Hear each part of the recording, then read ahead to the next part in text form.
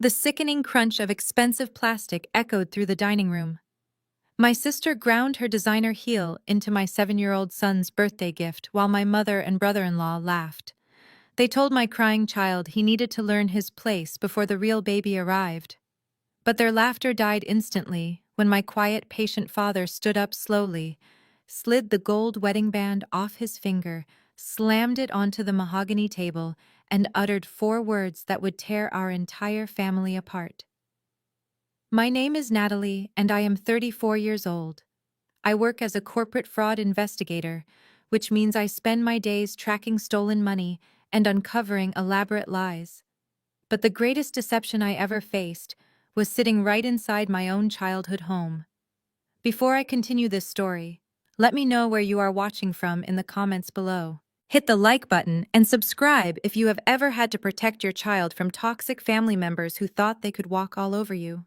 Trust me, you will want to hear exactly how this day ended. The afternoon had started out tense, as any gathering at my parents' house usually did. It was my son Leo's 7th birthday. I had saved up for months to buy him a high-tech camera drone, something he had been begging for since he saw one at the park. We were gathered in the expansive sunroom of my parents' suburban Chicago home. The space was filled with natural light, expensive leather furniture, and the suffocating pressure of my mother Diane's expectations. I always dreaded coming here, but I wanted Leo to have a relationship with his grandfather. Leo was glowing with absolute joy. He carefully peeled the wrapping paper off the large box and gasped when he saw the drone. He gently lifted it out, setting it on the hardwood floor to admire the spinning propellers. That was when my older sister Brittany walked in. Brittany is 35, heavily pregnant, and has spent her entire life acting as the undeniable center of the universe. She strutted across the room in her red bottom heels, looking down at Leo with a sneer. Without breaking stride, she stepped directly onto the center of the drone. The heavy crunch of the chassis snapping was loud and sickening. She twisted her heel, ensuring the camera lens shattered against the floor. Leo froze. His little hands trembled as tears welled up in his eyes. He looked up at his aunt, confused and heartbroken. I felt a surge of pure rage, but years of dealing with this family had taught me to freeze my emotions. I looked over at my mother Diane and my brother-in-law Dion. Dion is a tall, sharply dressed African-American man who constantly bragged about his booming Silicon Valley startup. Instead of reprimanding his pregnant wife, Dion let out a loud, booming laugh. My mother chuckled right along with him, sipping her iced tea as if she were watching a comedy show. "Oops," Brittany said, her voice dripping with fake innocence. "You really should not leave your little toys in the middle of the walkway, Leo. Someone could trip." I stood up immediately and pulled Leo into my arms. He was sobbing into my shoulder. I looked at my mother, expecting at least a shred of grandmotherly sympathy. Instead, Diane waved her hand dismissively. "Oh, stop coddling him, Natalie. It was just a cheap piece of plastic. Besides, Leo needs to learn his place around here. With Brittany's real baby coming, he cannot expect to be the center of attention anymore. You should be grateful we even let you bring a mistake like him into this house for a party." The word mistake hung in the air like a poisonous cloud. It was the exact same label my mother had slapped on me my entire life, and now she was aggressively passing it down to my innocent son. I was the scapegoat, the daughter who actually worked for a living, while Brittany was the golden child who got whatever she demanded. I did not scream. I did not cry. As a financial investigator, I deal with cold, hard facts. I simply looked at Dion, noting the incredibly expensive watch on his wrist, a watch I knew he had absolutely no business affording, based on his alleged startup revenue. I was calculating my next move, preparing to gather my son and walk out of that toxic house forever. But I did not have to say a single word. For 35 years, my father Richard had been a silent shadow in that house. He always kept his head down, reading his newspaper, never intervening when my mother went on her cruel tirades. He just took the abuse to keep the peace. Today was different. The room suddenly fell dead silent as my father slowly stood up from his leather armchair. He did not look angry. He looked entirely hollowed out. He walked over to the dining table where my mother was sitting with her iced tea. He reached to his left hand, pinched the thick gold wedding band he had worn since 1988 and pulled it off. The heavy gold ring hit the glass tabletop with a sharp, final clack. Diane looked up, her smug smile faltering into confusion. Richard stared dead into her eyes, his voice steady and completely devoid of warmth. "I am divorcing you." For 5 agonizing seconds, nobody moved. The only sound in the room was the faint hum of the central air conditioning and the soft sniffles of my son Leo, whose face was still buried in my shoulder. My father stood there, his posture straighter than I had seen in decades. Then the shock wore off and the explosion hit. My mother Diane let out a sound that was half gasp, half shriek. She practically lunged across the table, her manicured hands gripping the glass edge so hard her knuckles turned white. She did not look at my father. Instead, her venomous gaze snapped directly to me. "You did this!" Her voice started as a low hiss and quickly escalated into a frantic scream. "You poisoned his mind! You could not stand seeing your sister happy, so you dragged your miserable, bitter life into my house to tear my marriage apart."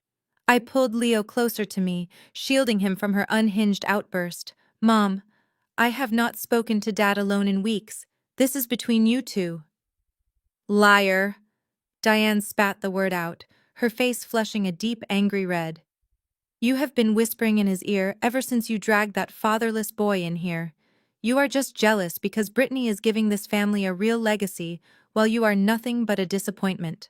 Before I could respond to her vile attack, Brittany threw her hands up in the air and let out a dramatic, theatrical wail. She did not look at our mother or our father. She stomped her foot, nearly losing her balance in those ridiculous designer heels. "Are you kidding me right now?" Brittany screeched, her voice echoing off the high ceilings. "You cannot get divorced. You absolutely cannot do this to me. My luxury baby shower is in exactly 3 weeks. I have 150 guests coming to the country club. Do you have any idea how embarrassing it will be if my parents are separated?" My father looked at Brittany, his expression completely blank. "Your mother and I are ending a 35-year marriage, Brittany. This has nothing to do with your baby shower. It has everything to do with me." Brittany yelled, her face contorting into an ugly scowl. "You are ruining my perfect moment. But of course it is not your fault, Dad. It is her." She pointed a perfectly manicured finger straight at my face. "Natalie ruins everything. She always has." Brittany took a step toward me, her fake tears miraculously drying up as her absolute entitlement took over. "You are so selfish, Natalie. You have always been jealous of me, just like when we were younger. You knew how important my high school graduation trip to Europe was, but you flat out refused to drop out of your stupid accounting program to help Mom and Dad pay for my tickets. You let me be the only girl in my sorority without a European summer, and now you want to ruin my baby shower too." I stared at my sister, genuinely marveling at her utter delusion. She was 35 years old, yet she still genuinely believed that my college education should have been sacrificed for a 6-week vacation in Paris. That was the dynamic of our family in a nutshell. I was always expected to set myself on fire just to keep Brittany warm. "I am not having this conversation," I said, my voice eerily calm. I picked up my purse from the side table. "Come on, Leo. We are leaving. I will not subject you to this madness for another second." I turned toward the hallway, fully intending to walk out the front door and never look back. But a heavy hand slammed against the doorframe, blocking my exit. I looked up. It was Dion. My brother-in-law stood at 6'2", towering over my 5-foot frame. His custom-tailored suit suddenly looked less like the uniform of a successful tech executive and more like the armor of a desperate bully. He stepped directly into my personal space, forcing me to take a step back to avoid bumping into his chest. His expensive cologne was suffocating. "You are not going anywhere, Natalie," Dion said, his voice dropping an octave as he tried to look menacing. "You are going to turn around, march back into that dining room, and tell your father to apologize to Diane. You are going to fix this right now." "Excuse me," I said, keeping my gaze locked firmly on his dark eyes. "Move out of my way, Dion." He leaned down, his face inches from mine, completely ignoring the fact that I was holding a terrified 7-year-old child. You think you can just come in here, cause a scene, and walk away? My wife is under a lot of stress. Her baby shower is going to be flawless. You are going to go in there, convince Richard he is making a huge mistake, and put this family back together. If you do not, I promise you, I will make sure you never step foot in this house again. I stared back at Dion, refusing to blink. He had always used his physical size to intimidate people. At 6'2", broad-shouldered, and always dressed to the nines, he played the part of the wealthy Silicon Valley tech genius flawlessly. When he first started dating Brittany 5 years ago, my mother practically threw a parade. She bragged to all her country club friends that Brittany had finally found a man of real substance, a true visionary. He claimed to be the CEO of a disruptive tech startup, constantly flying to California for mysterious meetings with wealthy angel investors. But as a corporate fraud investigator, I knew that people with actual wealth rarely felt the need to wear it like a costume. Dion's entire existence was a carefully curated performance, and I had been quietly watching the cracks in his facade for years. "You are not listening to me, Natalie," Dion growled, stepping even closer until I had to tilt my head back to maintain eye contact. "I am not asking you. I am telling you. You are going to fix this right now. My company is in the middle of a massive Series A funding round. We are talking tens of millions of dollars. I have financial magazines reaching out for interviews. I cannot have my pregnant wife stressed out, and I certainly cannot have a messy family scandal leaking to the press right before my app launches." "Your launch?" I repeated, my voice completely devoid of emotion. "Right. The revolutionary app that no one has ever actually seen. The one that has supposedly been in beta testing for 3 years while you and Brittany live rent-free in my parents' summer house." Dion's jaw tightened dangerously. "You are just a glorified bookkeeper. You do not understand how the tech industry works. It takes capital to build an empire. I am the provider for this family now. I am the one protecting the legacy and bringing in the real money. If you do not walk back into that dining room and make your father grovel to Diane, I will personally make sure you are cut off from this family forever. You will never see any of us again. You will be dead to us." He expected me to cry. He expected me to crumble under the weight of his threat, just like my father had crumbled under my mother's demands for decades. Dion thought the threat of being exiled from the family was the ultimate punishment. He had fundamentally misunderstood who he was dealing with. I did not need this family's money, and I certainly did not need their toxic conditional love. I looked him up and down, taking in the bespoke Italian suit, the custom silk tie, and the arrogant sneer on his face. Then my eyes dropped to his left wrist. Peeking out from under his perfectly starched French cuff was a heavy gleaming timepiece. Dion caught me looking. He smirked intentionally, shooting his cuff so the watch caught the afternoon sunlight streaming through the hallway windows. "That is right," Dion sneered, his chest puffing out with unearned pride. "Take a good look, Natalie. This is what real success looks like. This is what happens when you build something from the ground up, instead of just crunching other people's numbers in a cubicle all day.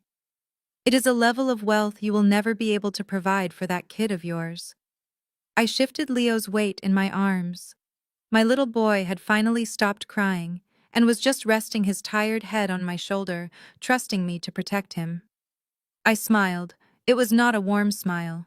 It was the exact smile I used when I sat across from embezzlers in a federal interrogation room. "It is a beautiful watch," I said softly, making sure the pitch of my voice was perfectly conversational. "Rose gold. A Patek Philippe Nautilus. Reference number 5980 if I'm not mistaken. It retails for about $40,000 on the secondary market."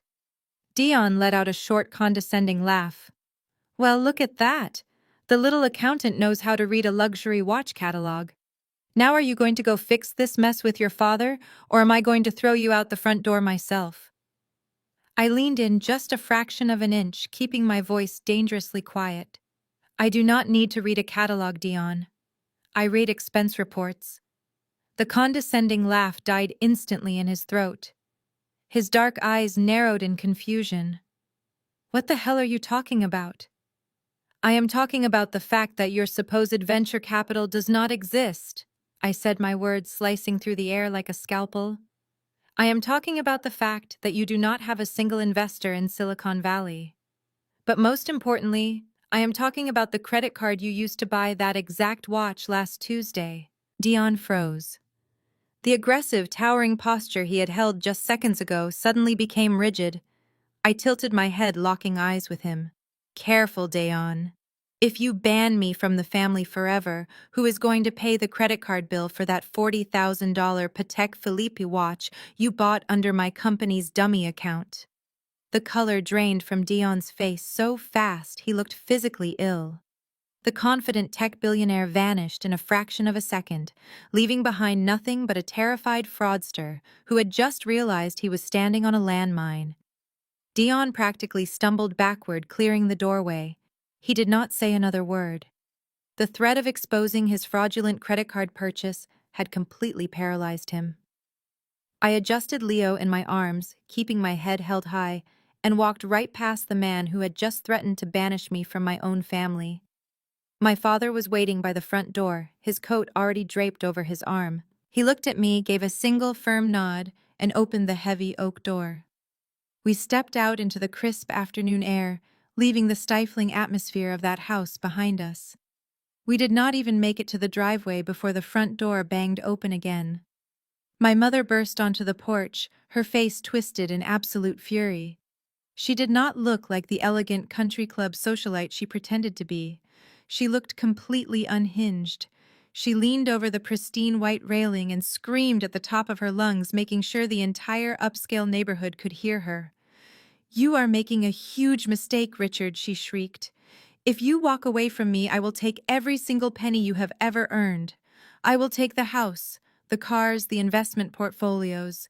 I will leave you rotting in a cheap apartment with nothing but the clothes on your back. You will die broke and alone." My father did not turn around. He did not flinch. He just kept walking steadily toward my car. I buckled Leo into his car seat, making sure my son was safe and secure before climbing into the driver's seat. My father slid into the passenger side and closed the door instantly, cutting off the sound of my mother screaming and my sister wailing in the background. I started the engine and pulled out of the driveway without a second glance. The ride was silent for the first 10 minutes. The only sound was the rhythmic hum of the tires against the pavement, and Leo's soft breathing as he fell asleep in the back seat, exhausted from the emotional toll of the afternoon. I finally broke the silence. I asked my father if he had a place to stay. He told me he would check into a hotel for the night, but I absolutely refused. I told him he was coming home with us, where it was safe and quiet. He let out a long, heavy sigh, rubbing his temples as if fighting off a massive headache. "Natalie," he said softly, his voice trembling just a little, "I need your help. I did not just leave your mother because of how they treated Leo today. That was just the breaking point. I left because I think they are stealing from me." I gripped the steering wheel tighter, keeping my eyes on the road. I asked him to explain exactly what he meant.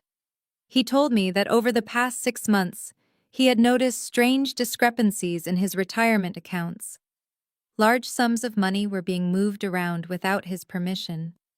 When he confronted Diane about it, she brushed him off, claiming she was just reorganizing their assets for tax purposes and investing in Dion's new tech company. But my father said the numbers simply did not add up. He suspected Diane had been quietly draining his life savings to fund Dion's fake billionaire lifestyle and Brittany's endless shopping sprees. We arrived at my house a few minutes later. After I tucked a sleeping Leo into his bed, I walked into the kitchen where my father was sitting at the island counter. I did not offer empty words of comfort. I offered the one thing I was exceptionally good at. I offered the truth. I pulled my work laptop from my bag and opened it right there on the kitchen counter. As a corporate fraud investigator, I have access to comprehensive state and federal business registries. People can lie all they want, but the numbers and the legal filings never do. I asked my father for the exact legal name of Dion's startup, the one that was supposedly launching a massive funding round in Silicon Valley. He wrote it down on a piece of notepad paper. I typed the company name into the federal database, bypassing the public search engines, and going straight to the Registered Corporate Entities Index. I hit the Enter key and waited for the system to process the complex query. A few seconds later, the screen flashed with a bright red notification box. The message was clear, undeniable, and utterly devastating. Entity not found. Dion did not just have a struggling tech company, he had no company at all. My father stared at the screen, the glowing red letters reflecting in his tired eyes. He did not say a single word. The realization that his life savings had been funneled into a phantom company was too heavy for him to process at 1 a.m. I closed the laptop, gently guided him to the guest room, and told him to try to get some sleep. We would deal with the fallout tomorrow. But tomorrow arrived much sooner than we expected. At exactly 6:15 the next morning, the shrill chime of a text message shattered the quiet of my kitchen. Then another chime, and another.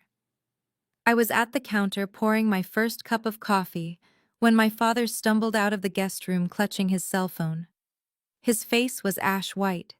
He handed the phone to me, his hands shaking so violently he almost dropped it. I looked at the bright screen. It was an automated cascade of fraud alerts from his primary bank. A wire transfer for $250,000 had been initiated from his joint retirement account, directed straight into a newly opened checking account under Brittany and Dion's names. Beneath that was another alert. Diane was attempting to drain their emergency savings, moving another $75,000. And the final alert was an email notification from their family attorney's automated system, confirming the receipt of instructions to draft a quitclaim deed transferring the family home entirely to Brittany. Diane was not just angry. She was executing a scorched earth financial protocol.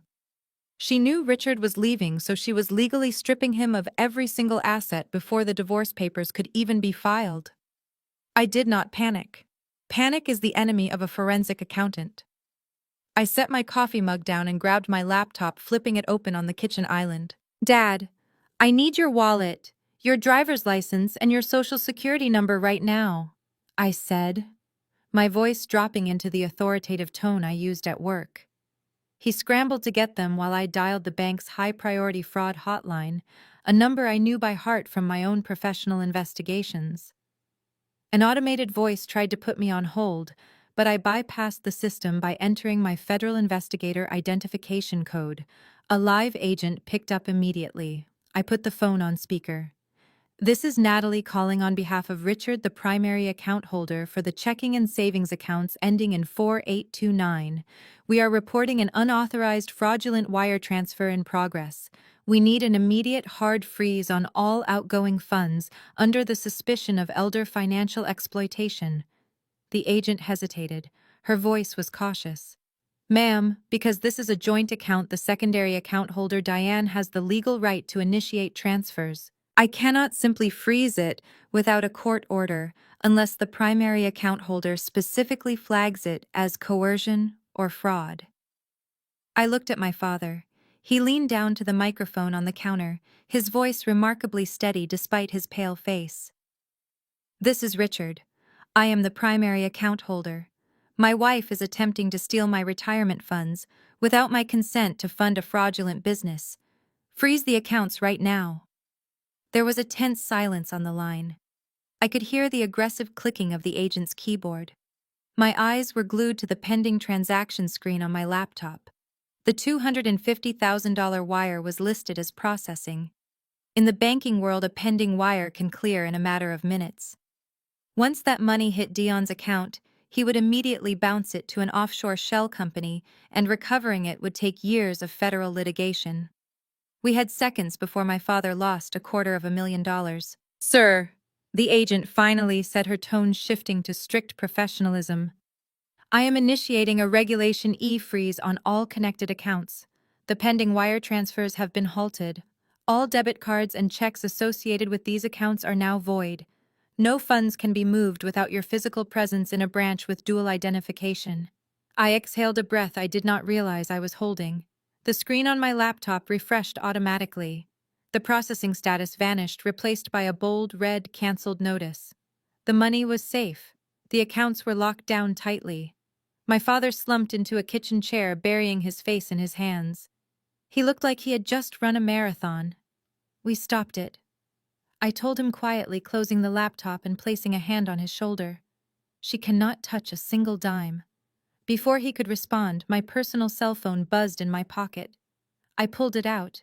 It was a text message from my mother. She must have been sitting at her computer watching the transfers fail in real time. She knew exactly who was responsible for blocking her. I opened the message.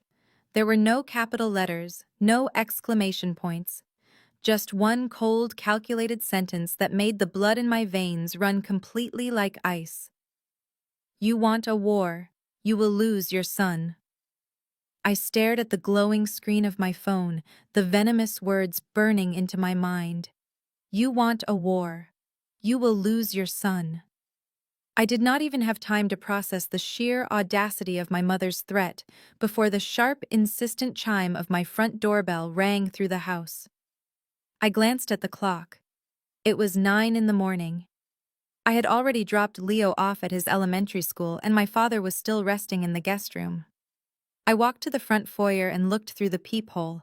Standing on my porch was a woman in a crisp gray pantsuit, holding a clipboard flanked by a uniformed police officer. My heart did a painful stutter step, but my training kicked in instantly. Panic is a luxury you cannot afford when you are under attack. I took a deep breath, unlocked the deadbolt, and pulled the door open.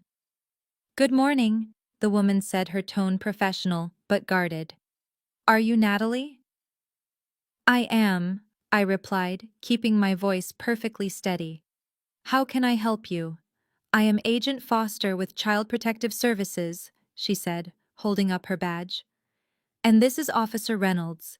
We received an emergency anonymous tip this morning regarding the safety and welfare of your son Leo. May we come inside?" I stepped back and gestured for them to enter. The moment they stepped into the foyer, I saw Agent Foster's eyes scanning the environment.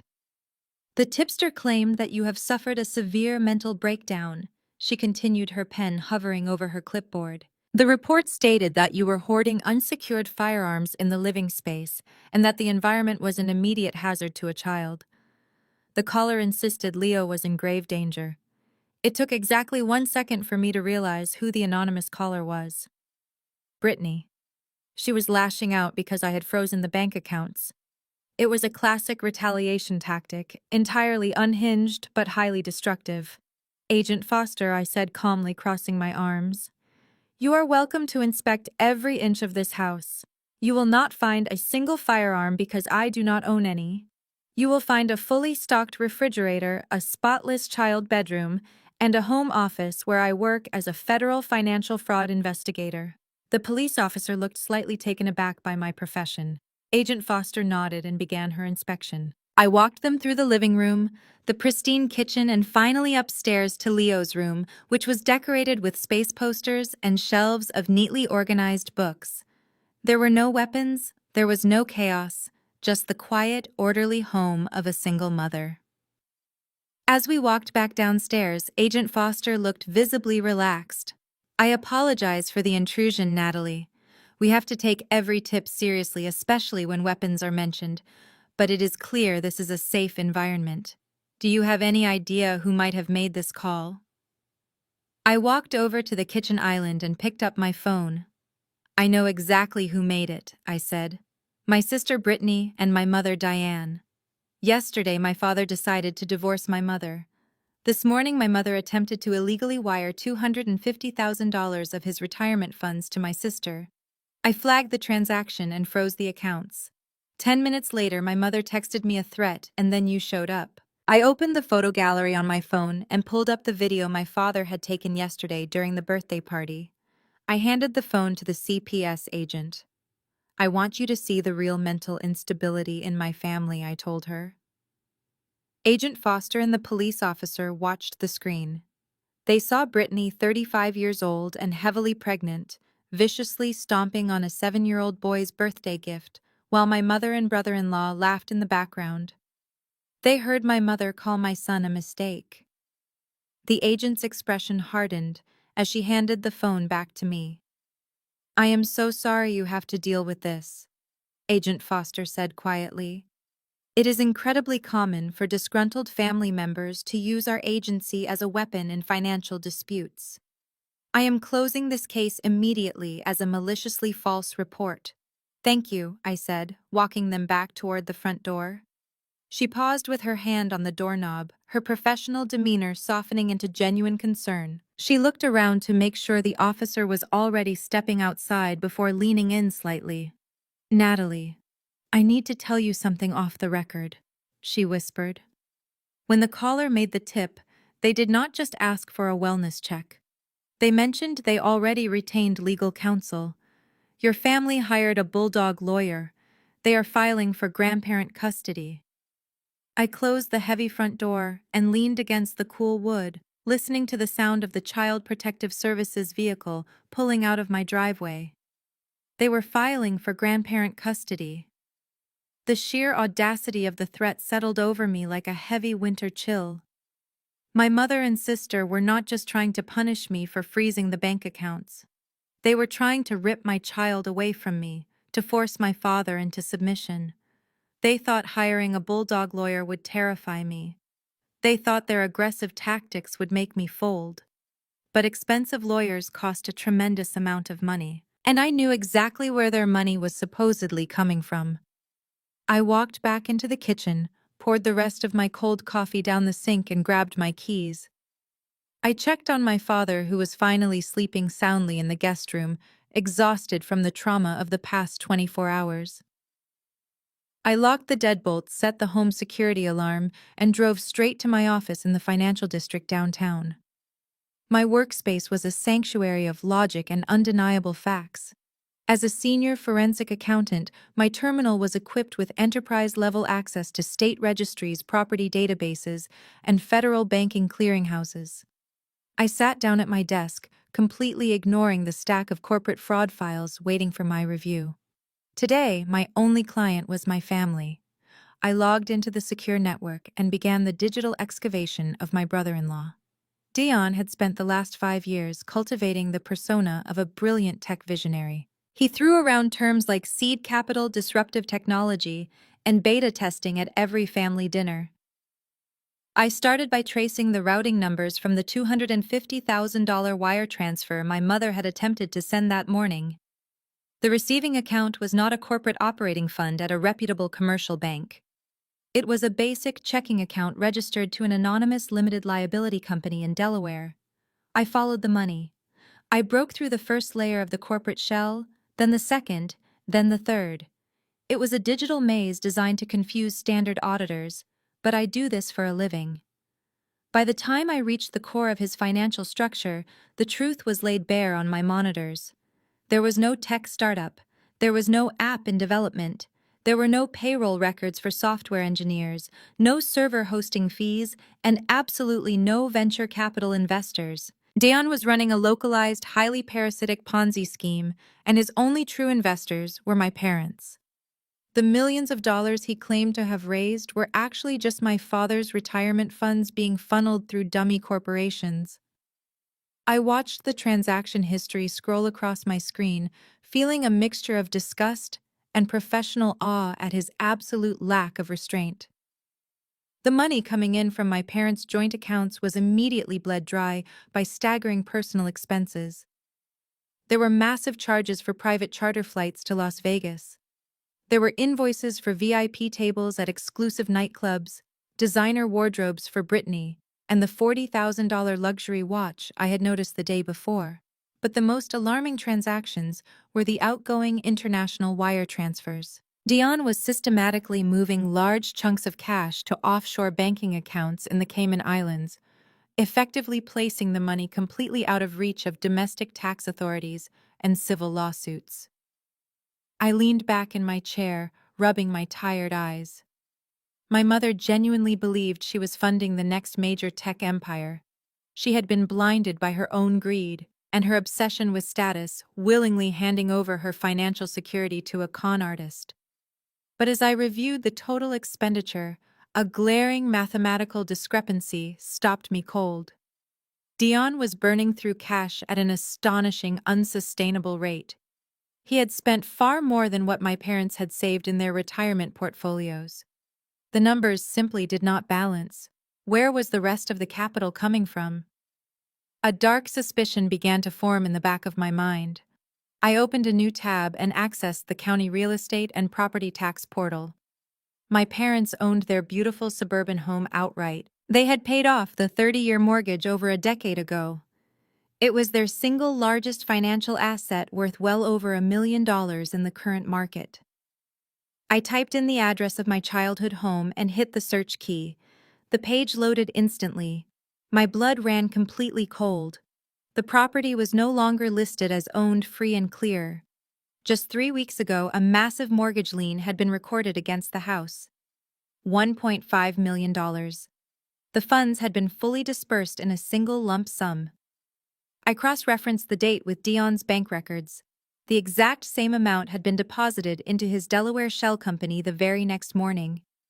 My hands actually shook as I requested the digitized loan documents from the county clerk database.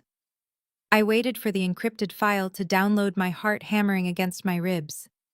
I opened the document and scrolled rapidly past the standard banking terms, going straight to the final signature page. To secure a loan of that magnitude against a fully paid property, the primary homeowner had to sign the legal paperwork. I zoomed in on the signature line. It was supposed to be my father's name. But I had seen my father's handwriting my entire life.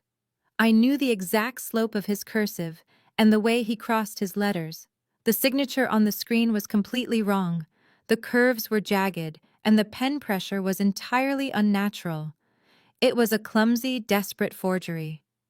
Dion had not just stolen their retirement savings, he had secretly mortgaged their entire future.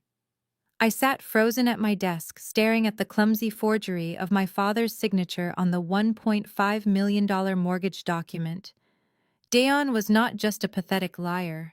He had committed major federal crimes: wire fraud, bank fraud, and identity theft.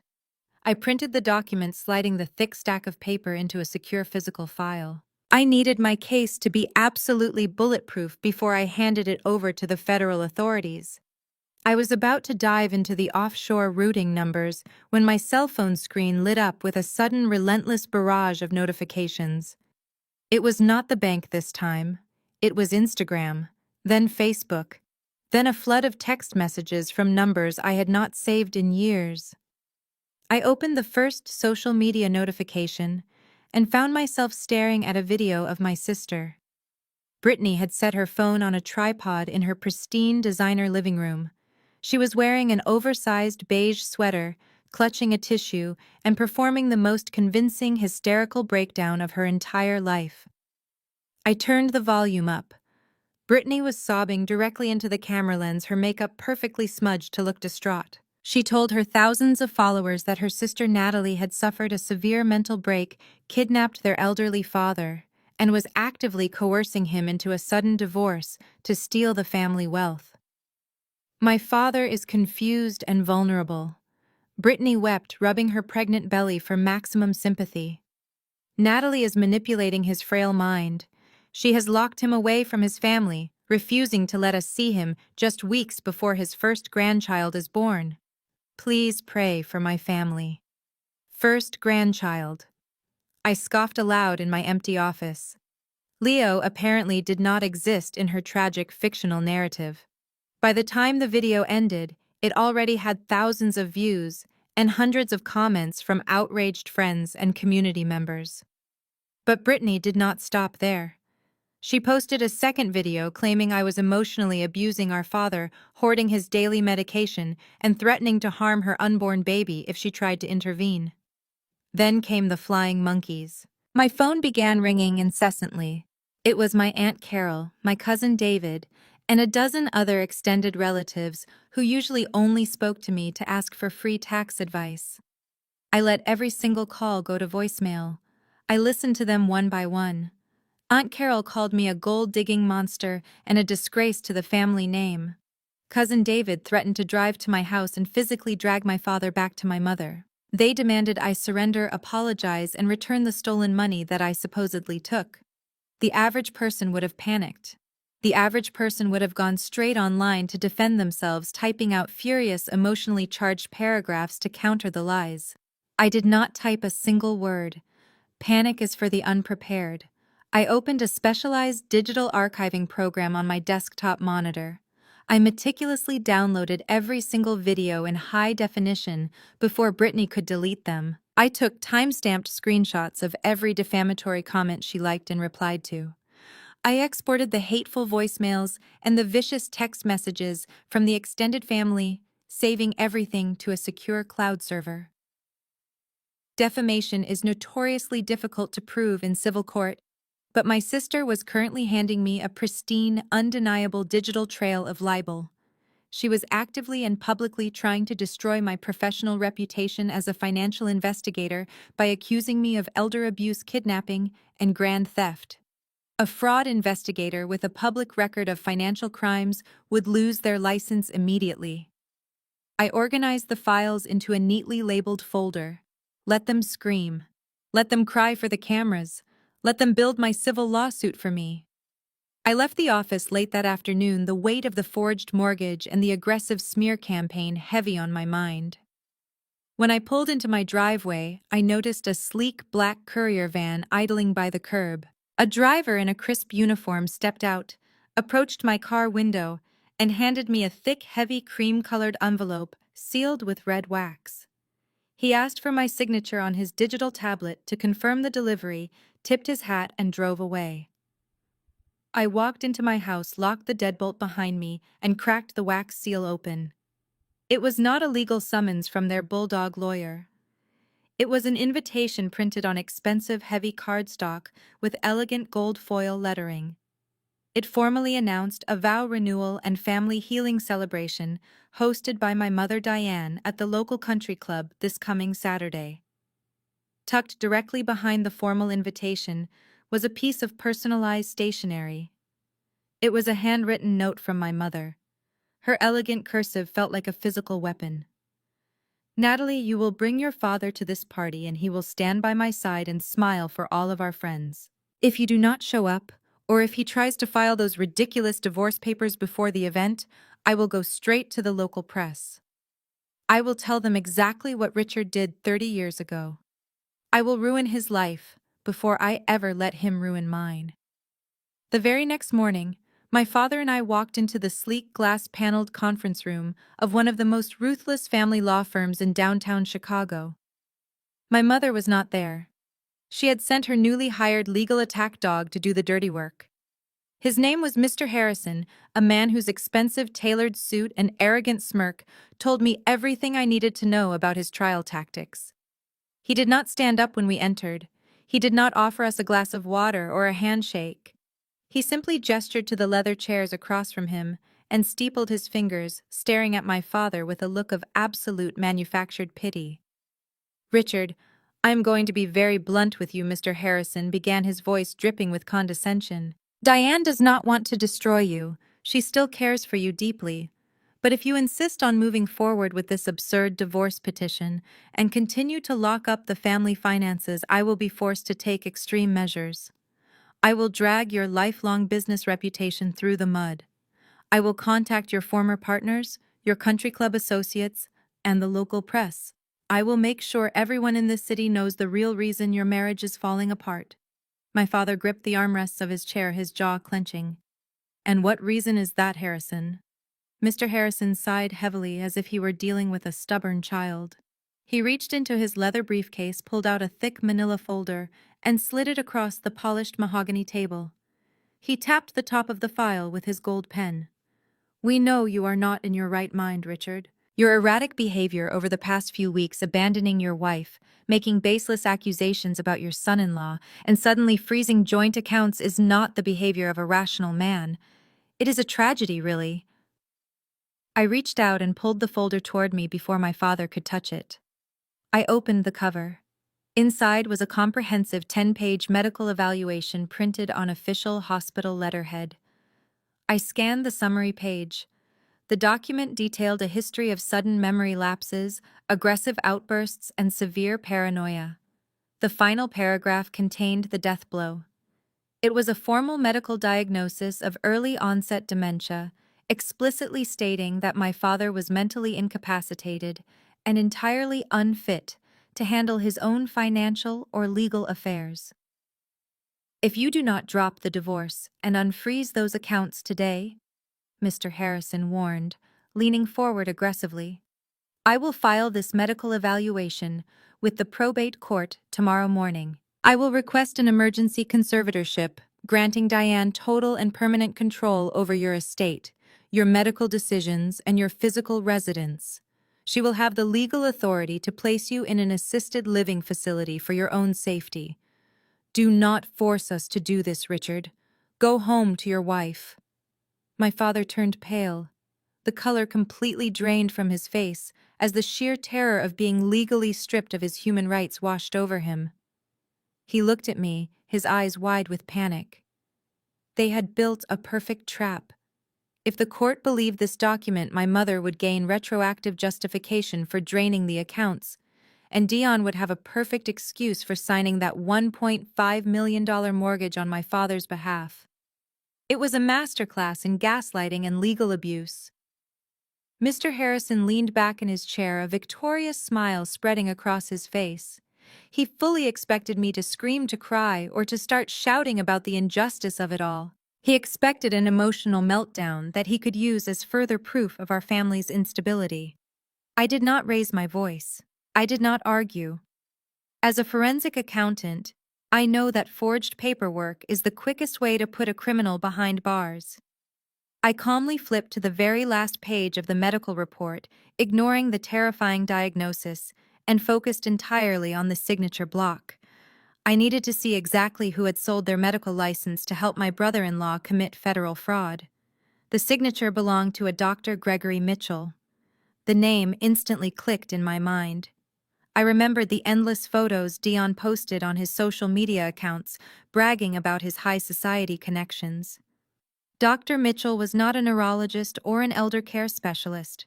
He was a cosmetic surgeon, and more importantly, he was Dion's regular partner for their Sunday morning golf games at the country club. I closed the folder and neatly aligned it with the edge of the table. I looked up at Mr. Harrison and offered him a polite, chilling smile. "This is a very thorough evaluation, Mr. Harrison," I said smoothly. "We will need a certified copy for our own records, of course. Please make sure the clinic stamp and Dr. Mitchell's medical license number are clearly legible on the final copy before we leave." The arrogant smile wiped right off the lawyer's face. He blinked, clearly thrown off balance by my complete lack of resistance. He opened his mouth to speak, but I was already standing up, helping my father out of his chair. I did not give him another second of our time. We had everything we needed. We drove back to my house in complete silence. My father was physically shaking, staring blankly out the passenger window as the terrifying reality of the morning settled over him. My mother and her ruthless lawyer had just threatened to strip him of his basic human rights using a forged medical diagnosis. But I did not feel fear. I felt a cold, sharp sense of clarity. When we walked through my front door, I told my father to sit down and rest. I promised him that Mr. Harrison would never get the chance to file those fake papers with the probate court. We had the medical license number of the corrupt doctor who signed them, and that was the final puzzle piece I needed to complete my federal fraud dossier. The next 3 days were a blur of meticulous, quiet preparation. I did not spend my time crying over my mother's cruel ultimatums. I did not waste energy responding to the endless stream of hateful text messages from my extended family who believed Brittany's fake crying videos. I spent my time operating in the space I knew best, the undeniable world of financial evidence. Saturday arrived. It was the day of my mother's highly publicized vow renewal and family healing celebration. She had originally planned to host the event at her exclusive country club, but in a classic display of financial arrogance, she abruptly moved the gathering back to the sprawling lawns of my childhood home. Diane wanted to force my father to return to his own property to physically stand beside her in front of all their friends and surrender his dignity on his own front porch. She wanted to showcase the grand estate she believed she had just successfully stolen from him. I sat at the desk in my home office compiling the physical evidence. I opened the encrypted files I had pulled from the county real estate portal. I printed the $1.5 million forged mortgage document, ensuring the fake signature and the bank's official recording stamps were perfectly crisp and legible. I also printed the offshore routing numbers from the Cayman Islands and the incorporation records for Dion's dummy shell company. I aligned the heavy stack of paper, folded it neatly, and slid it into a premium heavy crimson-red gift envelope. I sealed the flap tightly. I was not going to this party to scream, to cry, or to throw drinks. I was going to plant a financial bomb. I walked downstairs and found my father pacing nervously in the living room, dressed in his suit. I shook my head and told him to take his jacket off. I explained that he was staying right here with Leo. He did not need to endure the public humiliation Diane had meticulously planned for him. I would handle this alone. I went to my closet and dressed in a sharp, tailored black suit. It was the exact same outfit I wore when testifying as an expert witness in federal court. Today was not a family reunion. It was a battlefield.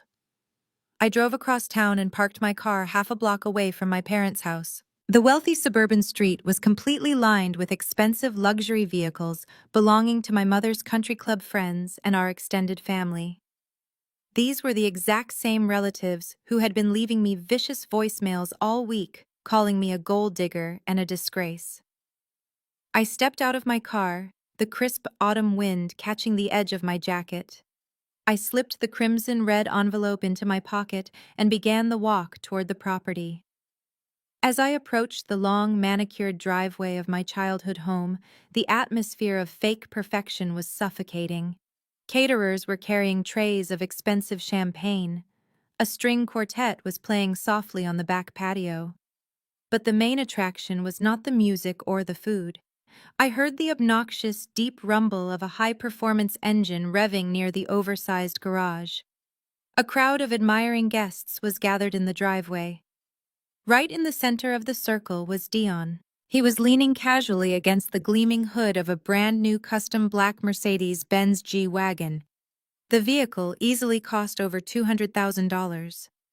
Dion was laughing loudly, twirling the heavy key fob around his finger, bragging to my uncles about how his revolutionary tech startup had just closed another massive round of angel investment. Brittany was standing right next to him, holding a glass of sparkling cider, soaking up the jealous stares of her cousins, and rubbing her pregnant belly with an air of absolute superiority. I paused near the edge of the brick driveway, hidden behind a row of tall hedges. I felt the heavy red envelope waiting in my pocket. I watched my brother-in-law run his hand lovingly over the pristine leather steering wheel of a luxury car bought entirely with my father's stolen retirement money. A slow, genuine smile spread across my face. "Enjoy the test drive, Dion." I stepped out from the shadow of the tall hedges and walked confidently up the brick driveway. The gravel crunched beneath my shoes, drawing the attention of the crowd gathered around the new Mercedes. The loud, boisterous laughter died instantly. My Uncle George, who had just been clapping Dion on the shoulder, dropped his hand and stared at me with open hostility. My Aunt Carol actually turned her back to me, taking a loud sip of her champagne. I was the villain in their heavily fabricated narrative, the bitter, jealous daughter who was trying to ruin her parents' marriage. I did not break my stride. I offered them a polite, chilling smile and walked right past the luxury SUV, heading straight for the backyard patio where the main event was taking place. The backyard was transformed into an absurdly lavish venue. White floral arrangements cascaded down the stone columns, and a catered buffet stretched across the lawn. My mother Diane was standing on the raised wooden deck holding a crystal champagne flute. She was wearing a stunning white dress, playing the role of the innocent, devoted matriarch perfectly. When she spotted me walking across the grass, her eyes narrowed for a fraction of a second, flashing with pure hatred. But she quickly recovered. She tapped a silver spoon against her glass, calling for the attention of the 100 or so guests scattered around the yard. "Thank you all for coming today," my mother began, her voice trembling with perfectly manufactured emotion.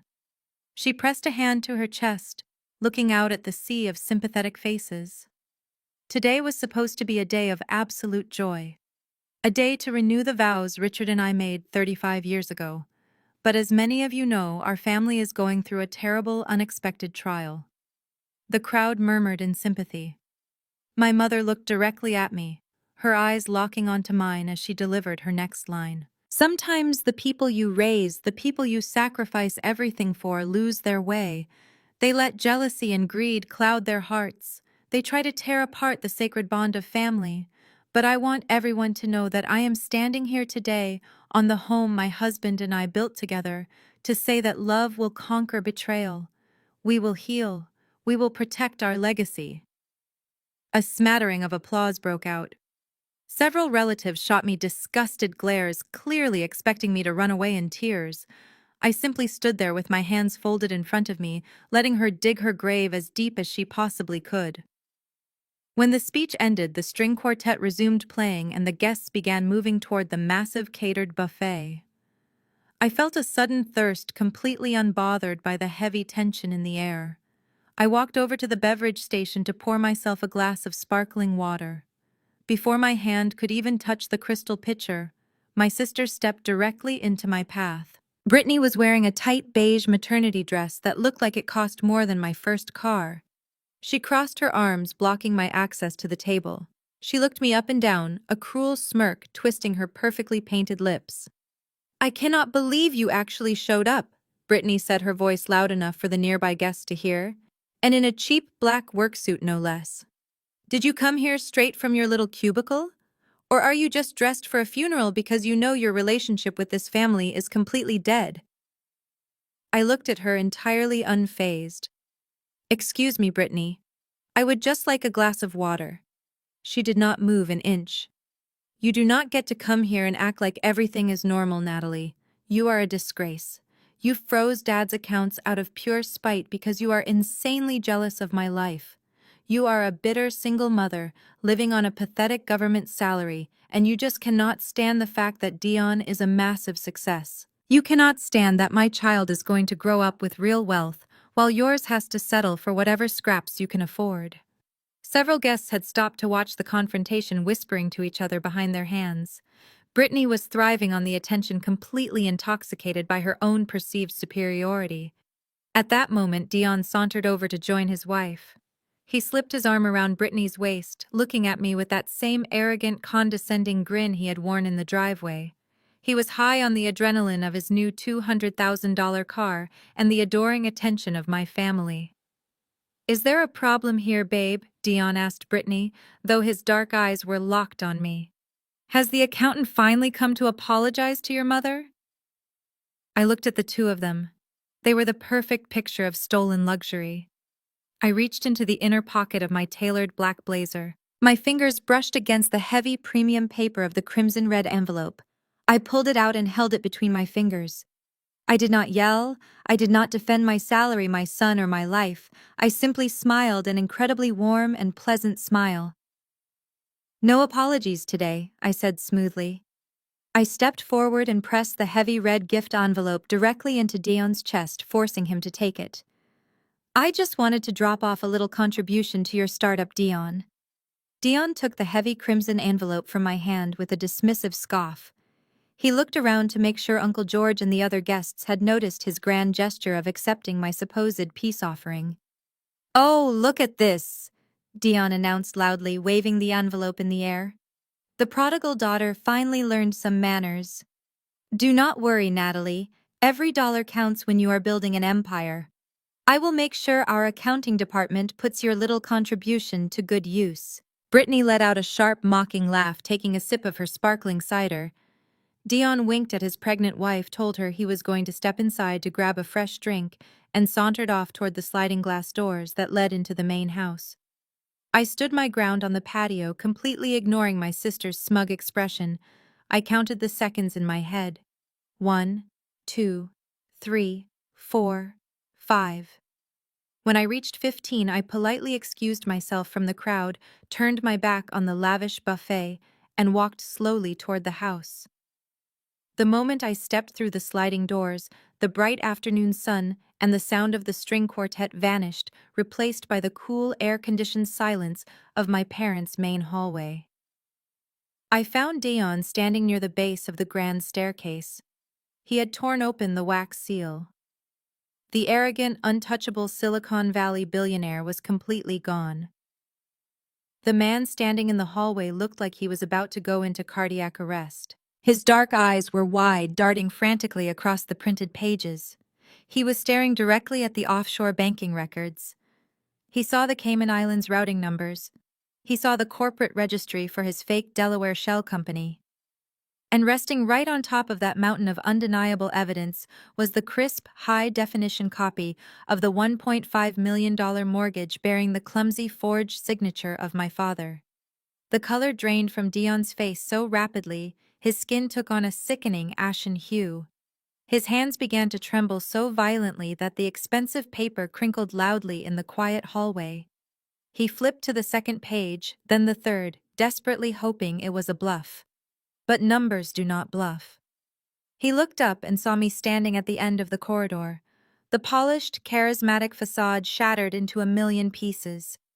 What replaced it was a desperate, cornered predator. He crushed the documents in his fist, dropping the torn red envelope onto the hardwood floor, and lunged toward me. He closed the distance between us in 3 massive strides. Before I could even brace myself, he slammed his heavy hand against the wall right next to my head. His massive frame completely trapped me in the narrow alcove near the coat closet, cutting off any route of escape. He leaned in so close I could smell the stale champagne and fear on his breath. "What the hell is this?" he hissed, his voice vibrating with a terrifying, violent rage. "Where did you get this? Who else has seen it?" I kept my breathing perfectly steady. I did not break eye contact. "I got it from the county clerk, Dion," I replied, my voice calm and conversational. "And the federal banking registry. Did you really think you could steal $1.5 million from a senior fraud investigator and leave absolutely zero digital footprints? You are not a genius. You are just a common thief who left a mile-wide trail of breadcrumbs for me to follow." Dion grabbed my upper arm, his large fingers digging painfully through my jacket sleeve. He shoved me back a fraction of an inch, his eyes bloodshot with pure panic. "You listen to me, you little piece of trash." He spat, a drop of saliva hitting my cheek. "You are going to go home, log into your computer, and delete everything. You are going to destroy every file, every backup, and every single note you have on me. If you ever breathe a word of this to Diane or Brittany or the police, I swear to God I will bury you. I know people. I will make sure you do not wake up to see your son go to middle school. Do you understand me?"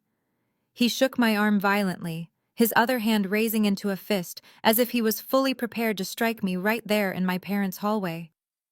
He expected me to beg for my life. He expected the fear to paralyze me. I did not struggle against his crushing grip. I let him finish his unhinged, violent rant. I looked down at his fist, then back up to his terrified, furious face.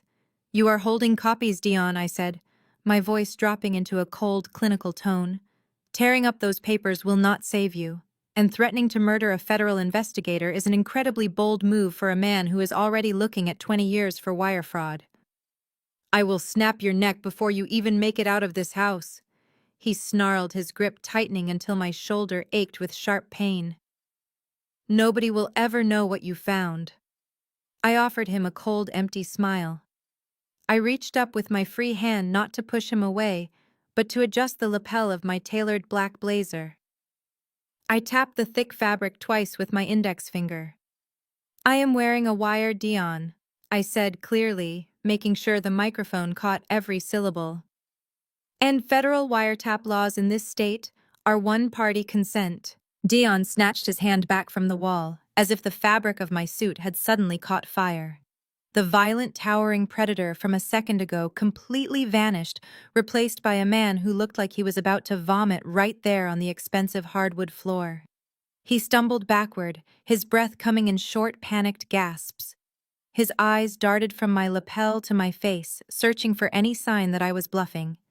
But I just stood there, perfectly composed, waiting for him to fully process the magnitude of the mistake he had just made. He had just threatened the life of a federal financial investigator, while admitting to wire fraud, all recorded in pristine high-definition audio. He scrambled to the floor, his shaking hands desperately gathering the crinkled pages of the forged mortgage and the offshore banking records he had dropped. He shoved the documents messily into the inside pocket of his custom jacket, almost ripping the silk lining in his haste. Without looking back at me, he turned and practically sprinted down the hallway, bursting through the sliding glass doors and back out onto the sunlit patio. I took a slow, deep breath, smoothed out the wrinkles in my blazer, and followed him outside at a completely leisurely pace. The string quartet was still playing a lively classical piece, and the guests were still mingling around the catered buffet, completely unaware that the illusion of their perfect family was about to burn to the ground.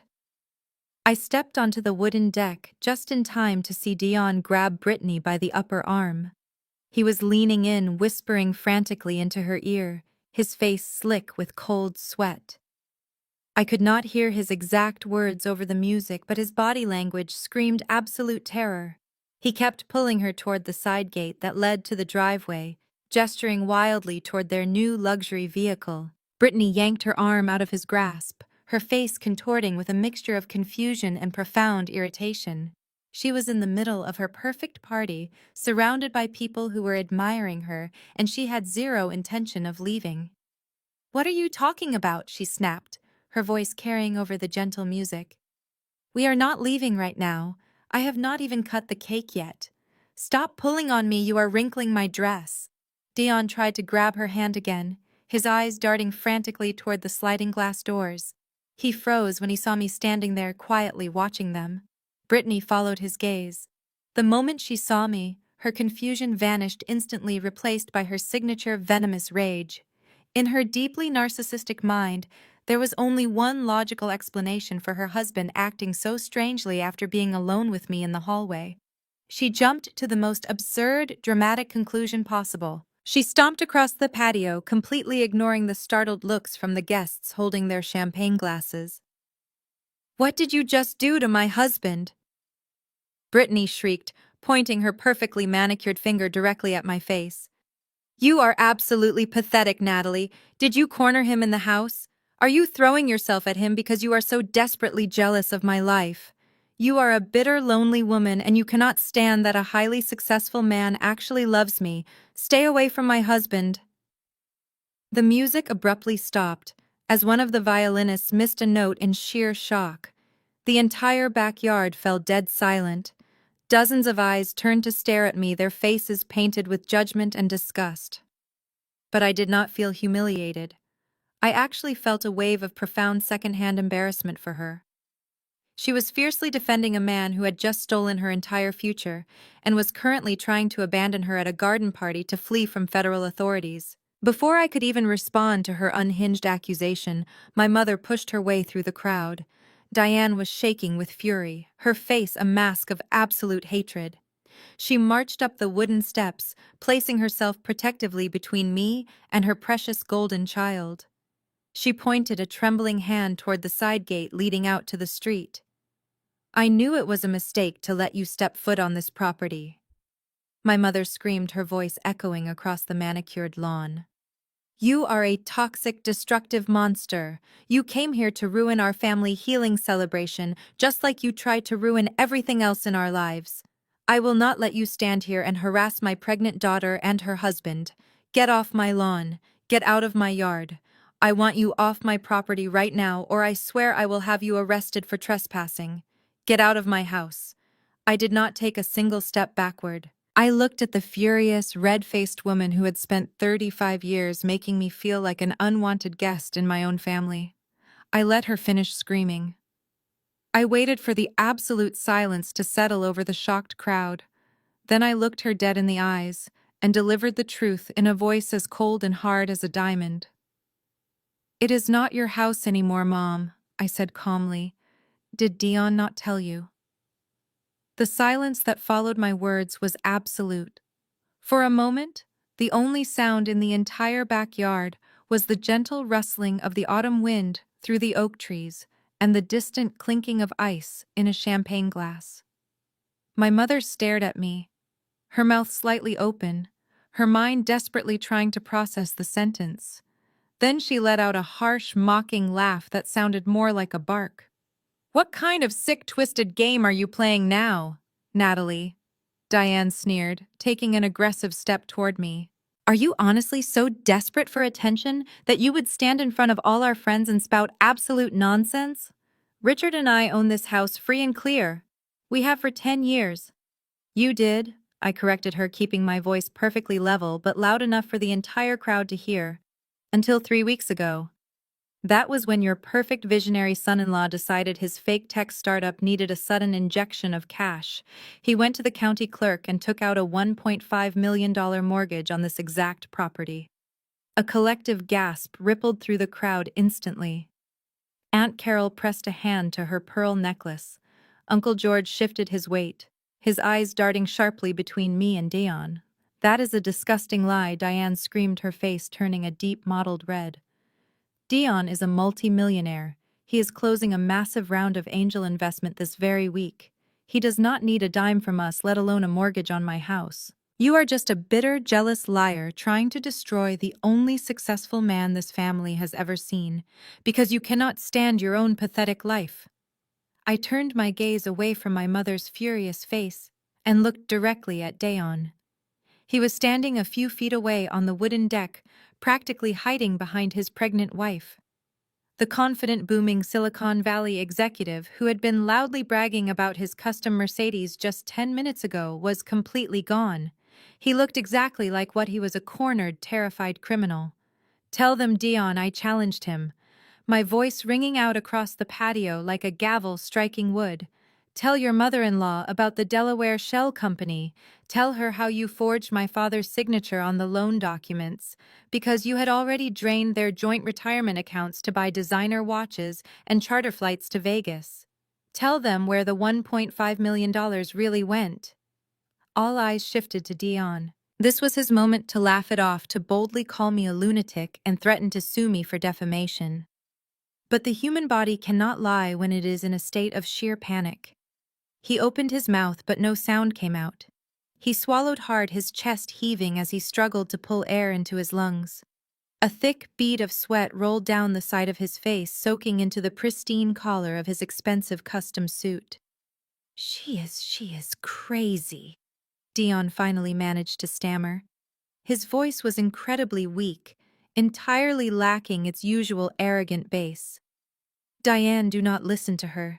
She is making it all up. She printed fake papers to frame me. I told you she was obsessed with ruining us." But the stuttering was a fatal mistake. The guests were not stupid. Uncle George, who had run his own contracting business for 30 years and knew a con artist when he saw one, took a slow, deliberate step away from Dion. I could hear the whispers spreading like wildfire through the crowd. They noticed Dion's violently trembling hands. They remembered how frantically he had been trying to drag Brittany out the side gate just moments before I walked outside. The grand illusion was cracking, and the ugly reality of his massive financial fraud was bleeding through for everyone to see. Diane looked at Dion, a flicker of genuine uncertainty crossing her eyes for the very first time. "Dion, what is she talking about?" my mother asked, her voice losing a fraction of its aggressive edge. "Tell me she is lying right now." "Of course she is lying," Brittany suddenly shrieked violently, shoving her way past Dion. She could not handle the fact that her husband was looking weak, and she absolutely refused to let her lavish vow renewal party turn into a public interrogation. She pulled her expensive smartphone out of her designer clutch, her fingers trembling with pure, unadulterated rage. "You are a monster!" Natalie, Brittany screamed. Her face contorted into an ugly tear-stained mask of fury. "You are not going to ruin my life. I am not letting you destroy my family with your psychotic delusions." Before anyone could stop her or reason with her, Brittany aggressively dialed 3 digits and pressed the phone to her ear. The crowd watched in stunned silence as she took a deep breath, her entire demeanor shifting in a split second from an enraged attacker to a terrified, helpless victim. "Hello, police!" Brittany cried into the phone, her voice shaking with perfectly manufactured terror. "Please, you have to send officers immediately. My sister has broken into my parents' home. She is completely unhinged and screaming crazy lies. I am heavily pregnant and she is threatening me. Please hurry, she is trespassing and she is trying to physically assault me." The distant wail of police sirens cut through the tense, heavy silence of the backyard just minutes after Brittany made her frantic call. The sound grew louder, piercing the quiet suburban neighborhood until two police cruisers screeched to a halt in the driveway. The flashing red and blue lights reflected off the polished hood of Dion's new Mercedes. The caterers stopped serving, and the string quartet packed up their instruments with nervous urgency. The entire vow renewal party had come to a grinding halt. Two uniformed officers strode purposefully through the side gate and onto the patio, their hands resting cautiously on their duty belts. They scanned the crowd, taking in the opulent setting and the frozen, anxious faces of my extended family. "Who called 911?" the taller officer asked, his voice cutting through the murmurs. Brittany did not miss a beat. She pushed her way to the front of the crowd, clutching her pregnant belly, tears streaming down her perfectly contoured face. She practically threw herself toward the officers, entirely embracing her role as the helpless victim. "I did, officer," she cried, her voice trembling violently. "It is my sister Natalie. She is completely out of her mind. She broke into my parents' property and started screaming at me and my husband. I am 8 months pregnant, and she tried to physically attack me. You have to arrest her. She is dangerous."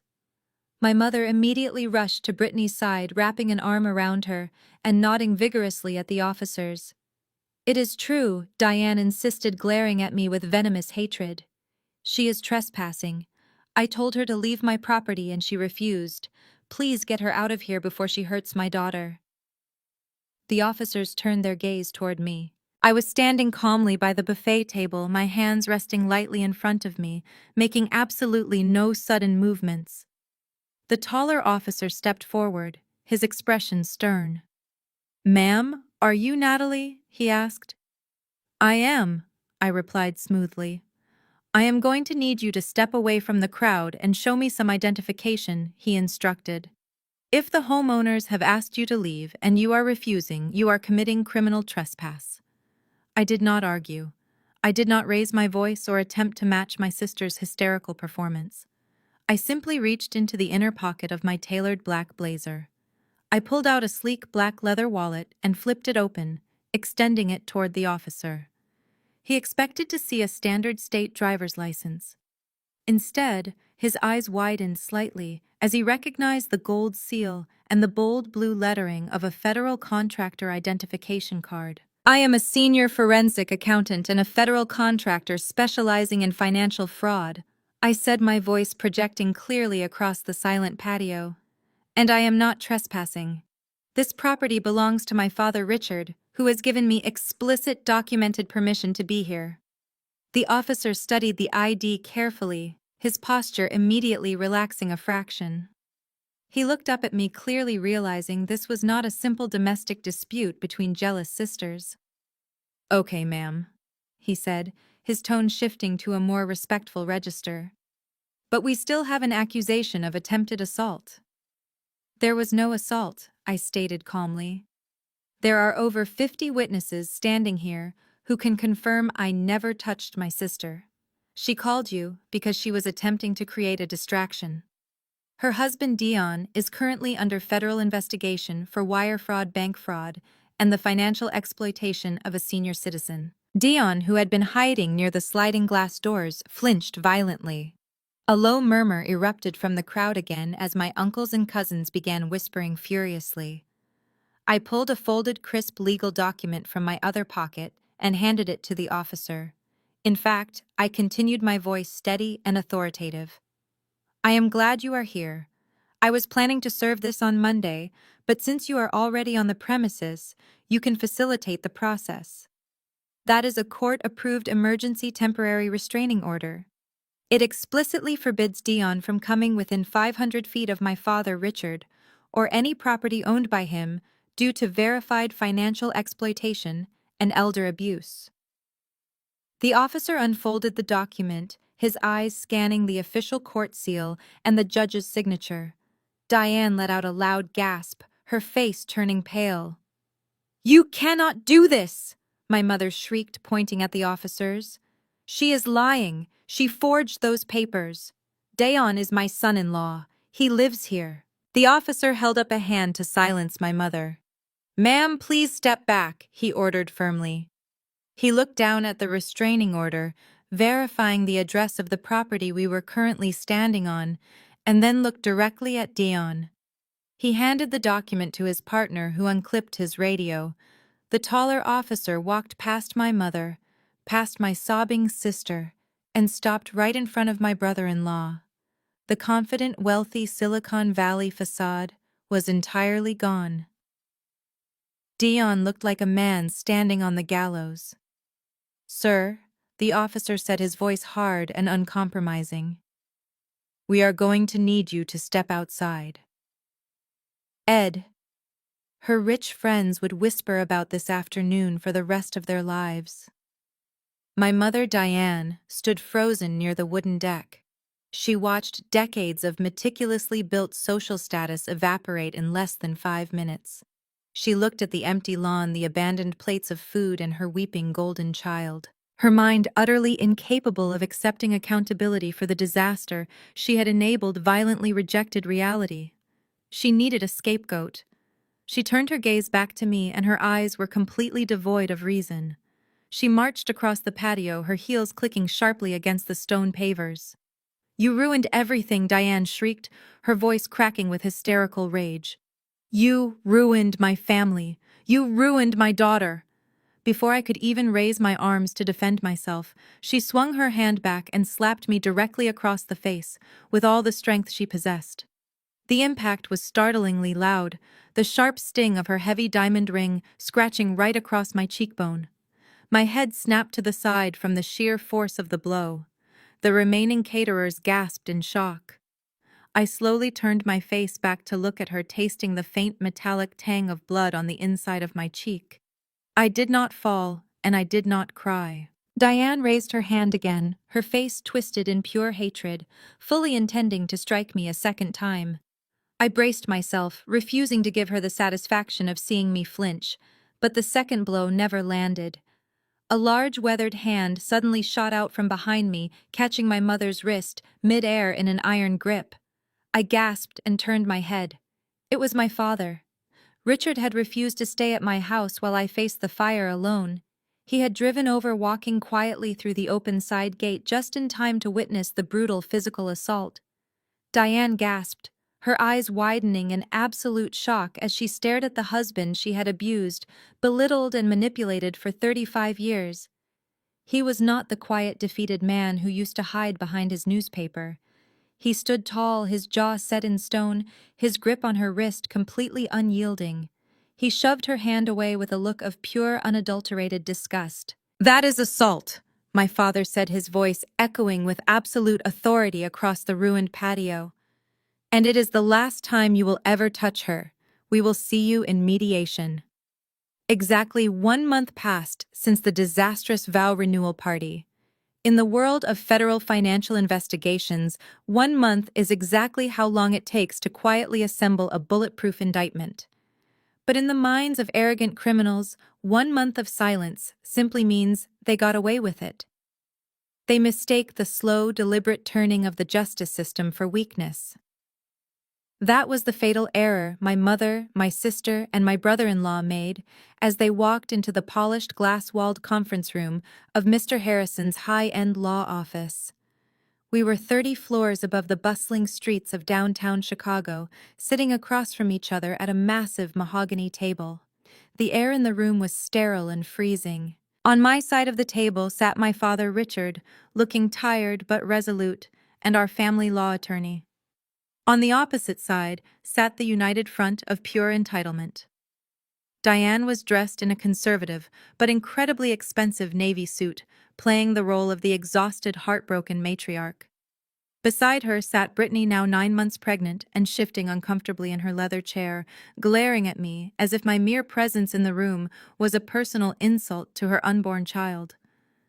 And then there was Dion. Dion had completely recovered from his panicked meltdown in my parents' hallway. Because the local police had merely escorted him off the property that day without putting him in handcuffs, he genuinely believed he had outsmarted the authorities.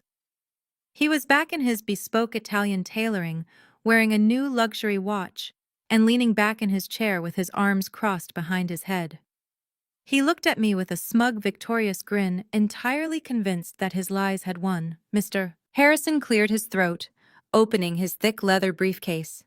He did not bother with pleasantries. He pulled out a stack of documents and placed them squarely in the center of the table. "We are here today to finalize the transition of the estate." Mr. Harrison began, his voice dripping with his trademark condescension. "Diane is willing to be incredibly generous and avoid a public, drawn-out court battle. However, given Richard's severely declining mental state, a standard divorce proceeding is no longer applicable. Diane will be taking full legal control of 100% of the marital assets, including the primary residence, all joint banking accounts, and the entirety of the retirement portfolios." My father did not flinch. He simply looked at the lawyer and asked on what grounds they were making such an absurd demand. Mr. Harrison offered a predatory smile. He slid 2 heavily stamped documents across the polished mahogany. "On these grounds, Richard." I looked down at the paperwork. The first was a comprehensive power of attorney, naming Diane as the sole legal proxy for my father. The second was the exact same fake medical evaluation Mr. Harrison had threatened us with weeks ago. The document officially diagnosed my father with advanced early-onset dementia, completely incapacitating him in the eyes of the law. It was still signed by Dr. Gregory Mitchell, Dion's cosmetic surgeon golf buddy. With this diagnosis, Mr. Harrison continued smoothly.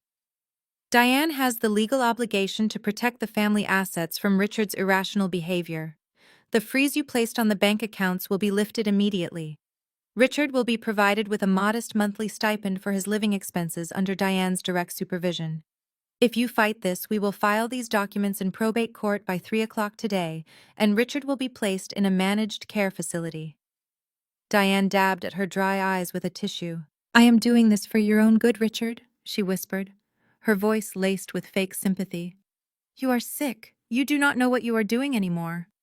I placed my hand gently over my father's arm to keep him steady.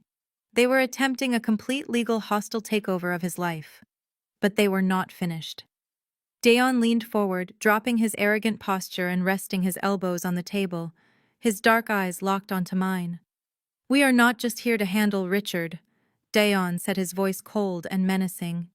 "You caused a lot of damage to this family, Natalie. You humiliated my pregnant wife.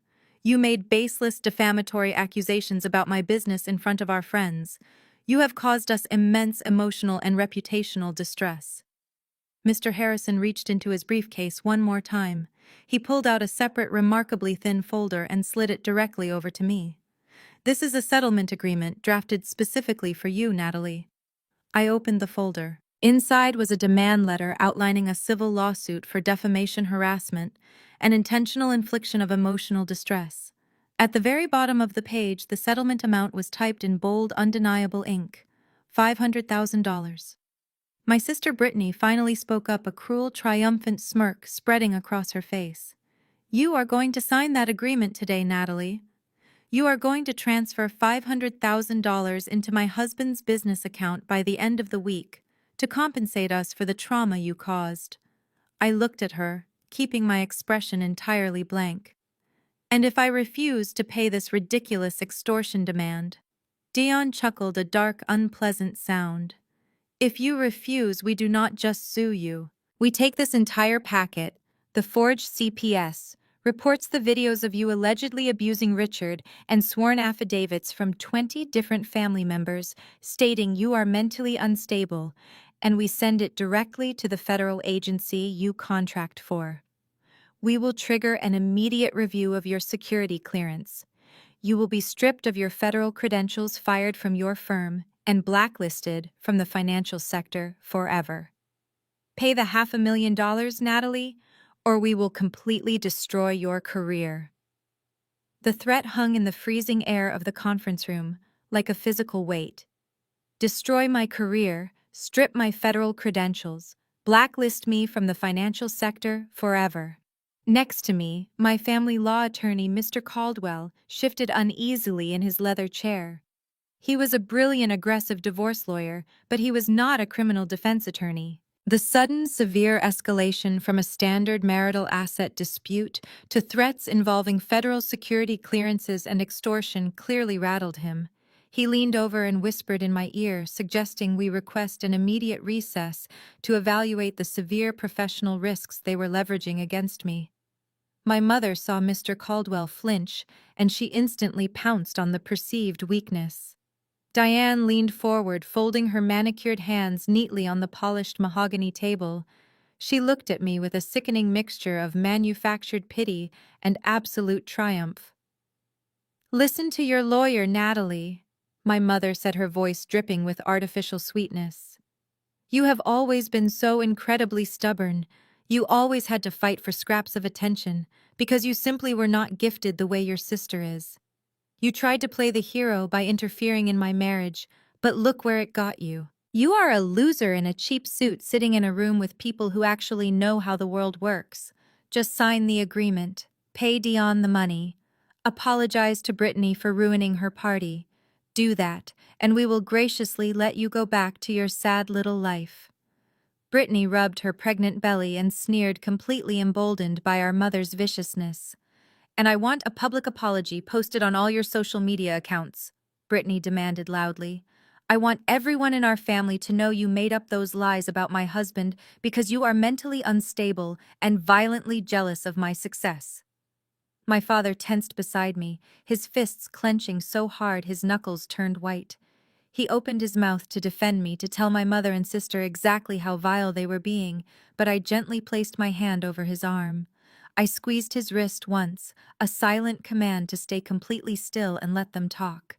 I did not look at my mother, and I did not look at my sister. I kept my eyes entirely focused on Dayon. In the legal world, extortion is a very specific threshold. To prove it beyond a reasonable doubt in a court of law, you need a clear conditional threat directly tied to a financial demand. Dayon had already provided the threat of ruining my career. Now I just needed him to explicitly tie that financial demand to the fraudulent medical documents they were actively using to hold my father hostage. I let out a slow, shaky breath, allowing my shoulders to slump just a fraction of an inch. It was a highly calculated display of defeat. I saw Dion's arrogant smile widen instantly. He truly thought he had broken me. "Let me make sure I understand this perfectly," I said, keeping my voice low and intentionally hesitant, playing the part of the cornered victim they desperately wanted me to be. "Because this is a massive amount of money, and I need to be absolutely clear on the exact terms of this settlement before I sign anything." "The terms are clearly outlined on page 4 of the demand letter," Mr. Harrison snapped, impatiently tapping his expensive gold pen against the table. "We are not here to negotiate the figures." "I am not asking you, Mr. Harrison," I replied coldly, my eyes never leaving Dayon. "I am asking the man who is demanding the check." I leaned forward slightly, resting my hands flat on the table, projecting an aura of desperate surrender. "So let us be completely transparent for the record. If I pay you $500,000 by the end of the week, you and my mother will drop the early onset dementia claims against my father. You will not file those medical documents with the probate court to lock him away, and you will not send fake abuse allegations to my federal contracting agency to ruin my career. Is that correct?" The room went perfectly quiet. Mr. Caldwell looked at me, his brow furrowed in deep confusion, wondering why his own client was verbally summarizing an illegal extortion demand instead of fighting it. Mr. Harrison opened his mouth, his sharp legal instincts perhaps finally warning him that his clients were walking blindly into a massive trap.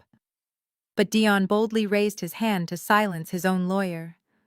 The lure of $500,000 in untraceable cash was simply too intoxicating for a man drowning in secret offshore debt. He could practically taste the money. Dion leaned across the table, his dark eyes gleaming with pure, unadulterated greed. He offered a slow, predatory smirk that stretched from ear to ear. "Exactly," Dion said, his voice ringing loud and clear in the sterile conference room, confirming every single element of the crime. "Pay up, or we destroy both of you. It is really that simple, Natalie.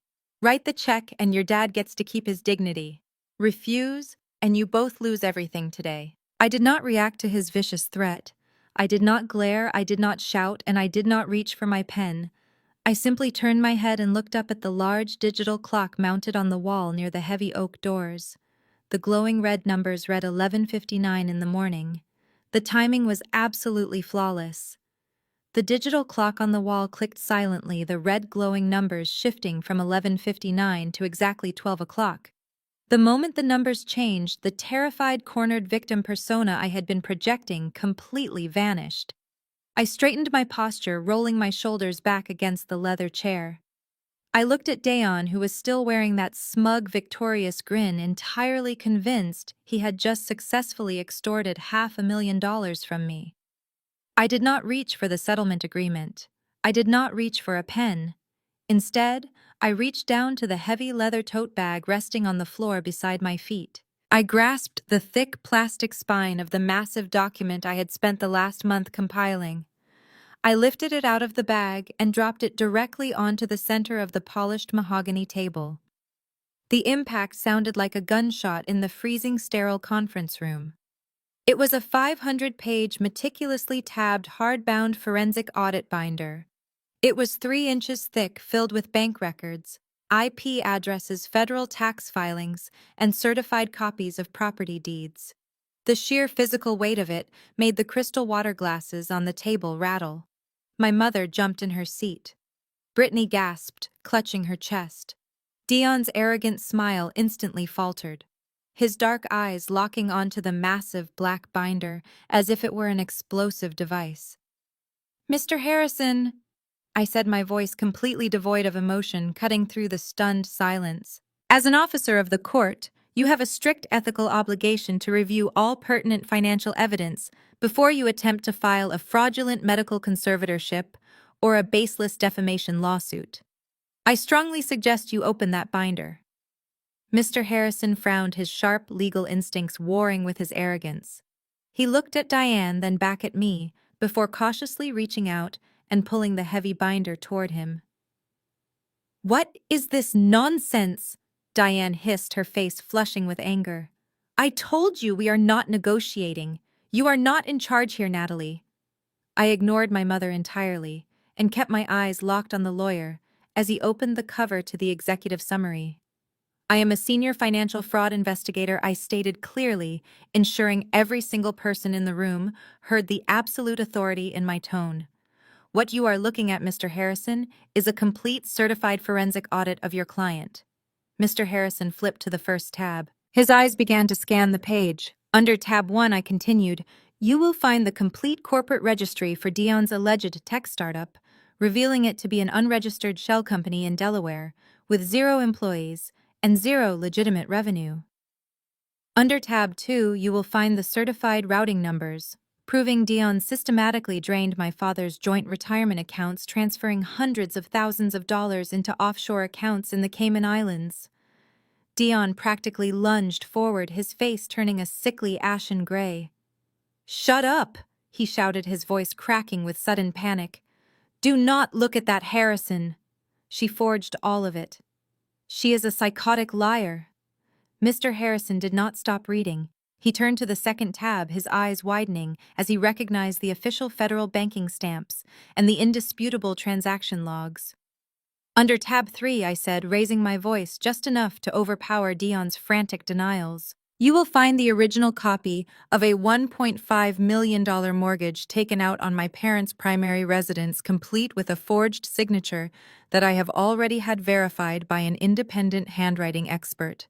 And under tab 4, you will find a comprehensive summary of Dion's massive federal tax evasion.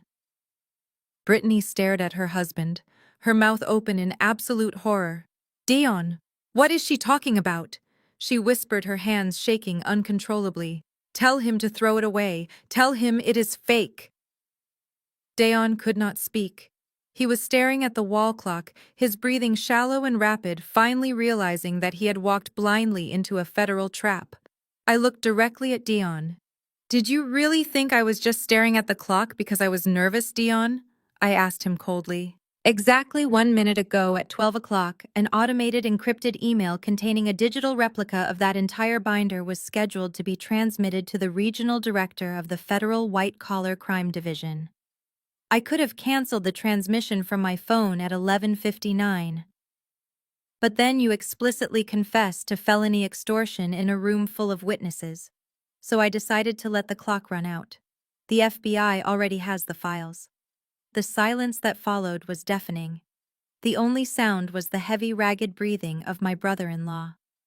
Mr. Harrison stopped reading. He stared at the irrefutable evidence of massive federal fraud sitting right in front of him. He realized in a fraction of a second that his clients had just used his law office to commit felony extortion and that he was holding the radioactive proof of a multi-million-dollar Ponzi scheme. A seasoned lawyer knows exactly when a ship is sinking, and he knows exactly how to avoid going down with it. The color completely drained from Mr. Harrison's face. He looked deathly pale.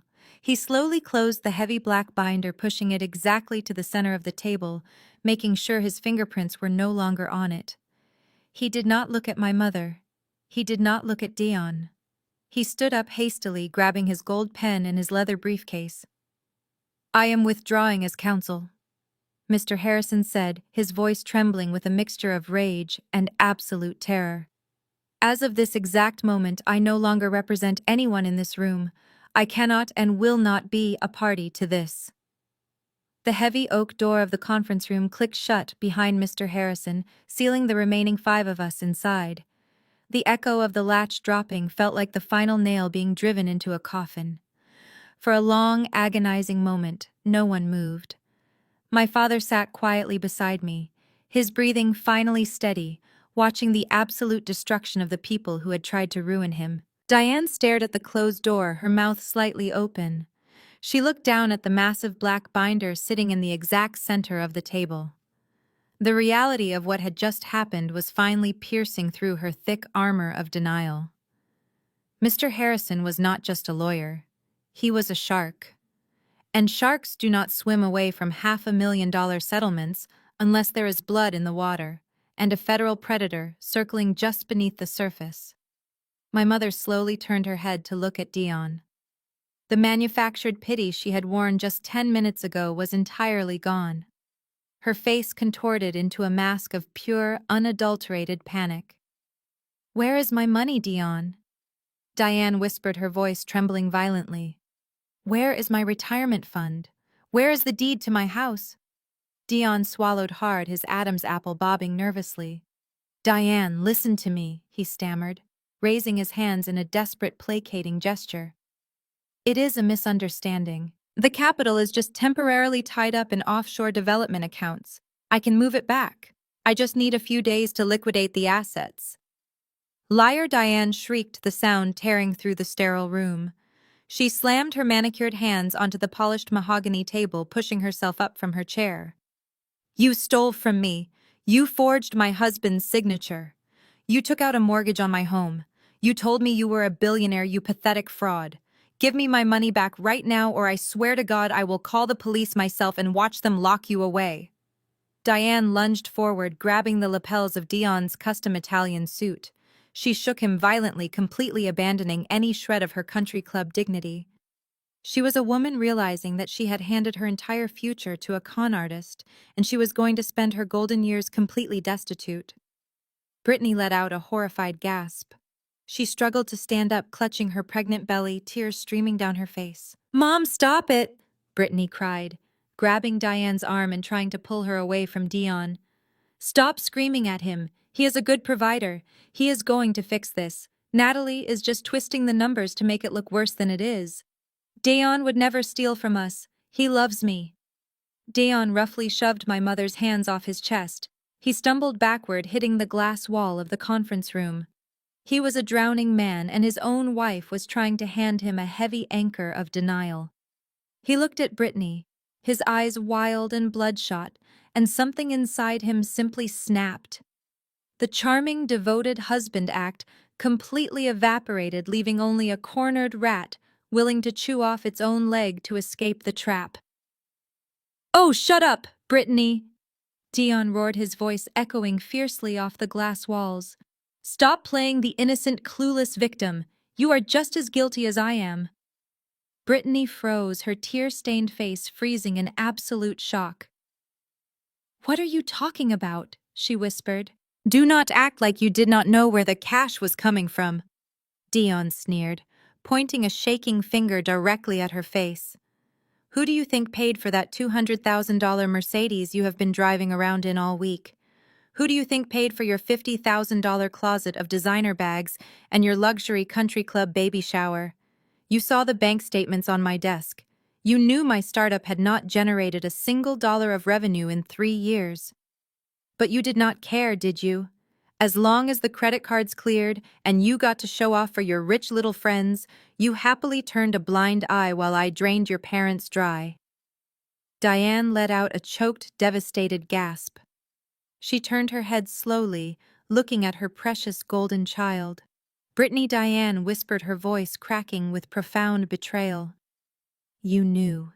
You let him steal my house so you could buy designer purses." Brittany shook her head frantically, stepping away from her husband as if he had suddenly caught a deadly disease. "No, Mom, no, I swear I did not know the extent of it. I just thought he was borrowing a little bit against the equity. I did not know he forged Dad's signature. You signed the delivery papers for the Cayman Islands mail forwarding service last month." Dion spat viciously, completely throwing her under the bus. "You are an accessory to international wire fraud, sweetheart. If I am going to federal prison, I am making sure they drag you right in there with me." The room descended into absolute vicious chaos. Diane was screaming hysterically at Brittany. Brittany was sobbing and slapping Dion's chest. Dion was shouting right back at them, blaming them for his own staggering greed. They were tearing each other apart, devouring their own family unit in a desperate, ugly bid for self-preservation. I sat silently next to my father, watching the toxic empire finally collapse under the weight of its own lies. Then the heavy oak doors of the conference room suddenly swung open. The screaming stopped instantly. Everyone turned toward the entrance. 3 men wearing dark, unassuming suits and incredibly stern expressions walked into the room. The 3 men stepped into the conference room, the heavy oak doors closing silently behind them. They did not look like lawyers, and they certainly did not look like the local police officers who had responded to the vow renewal party. They moved with a synchronized, quiet authority, dressed in unremarkable dark suits that somehow commanded absolute attention. The room, which had just been echoing with the vicious screams of my mother and sister, instantly plunged into a suffocating, terrified silence. The man in the center stepped forward. He had iron-gray hair and a gaze that felt like it could strip the paint off the walls. He reached into his breast pocket and pulled out a leather credential case, flipping it open to display a gold shield. "I am Special Agent Miller," he announced, his voice deep and entirely devoid of warmth. "Federal Bureau of Investigation, White Collar Crime Division." Diane let out a choked gasp, her hands flying up to cover her mouth. Brittany sank back into her leather chair, her eyes wide and unblinking, suddenly looking very small and incredibly fragile. Dayon stood frozen against the glass wall of the conference room, his chest rising and falling in rapid, shallow jerks. The local police had been a nuisance he thought he could talk his way out of. The FBI was an entirely different reality. I did not look surprised, because I was not. I calmly pushed my chair back and stood up from the mahogany table. I reached into the pocket of my blazer and pulled out a small, sleek digital audio recorder. I walked around the table and approached the federal agents. "Agent Miller," I said, keeping my voice perfectly level. The digital transmission of the forensic audit binder was successfully routed to your encrypted server 2 minutes ago.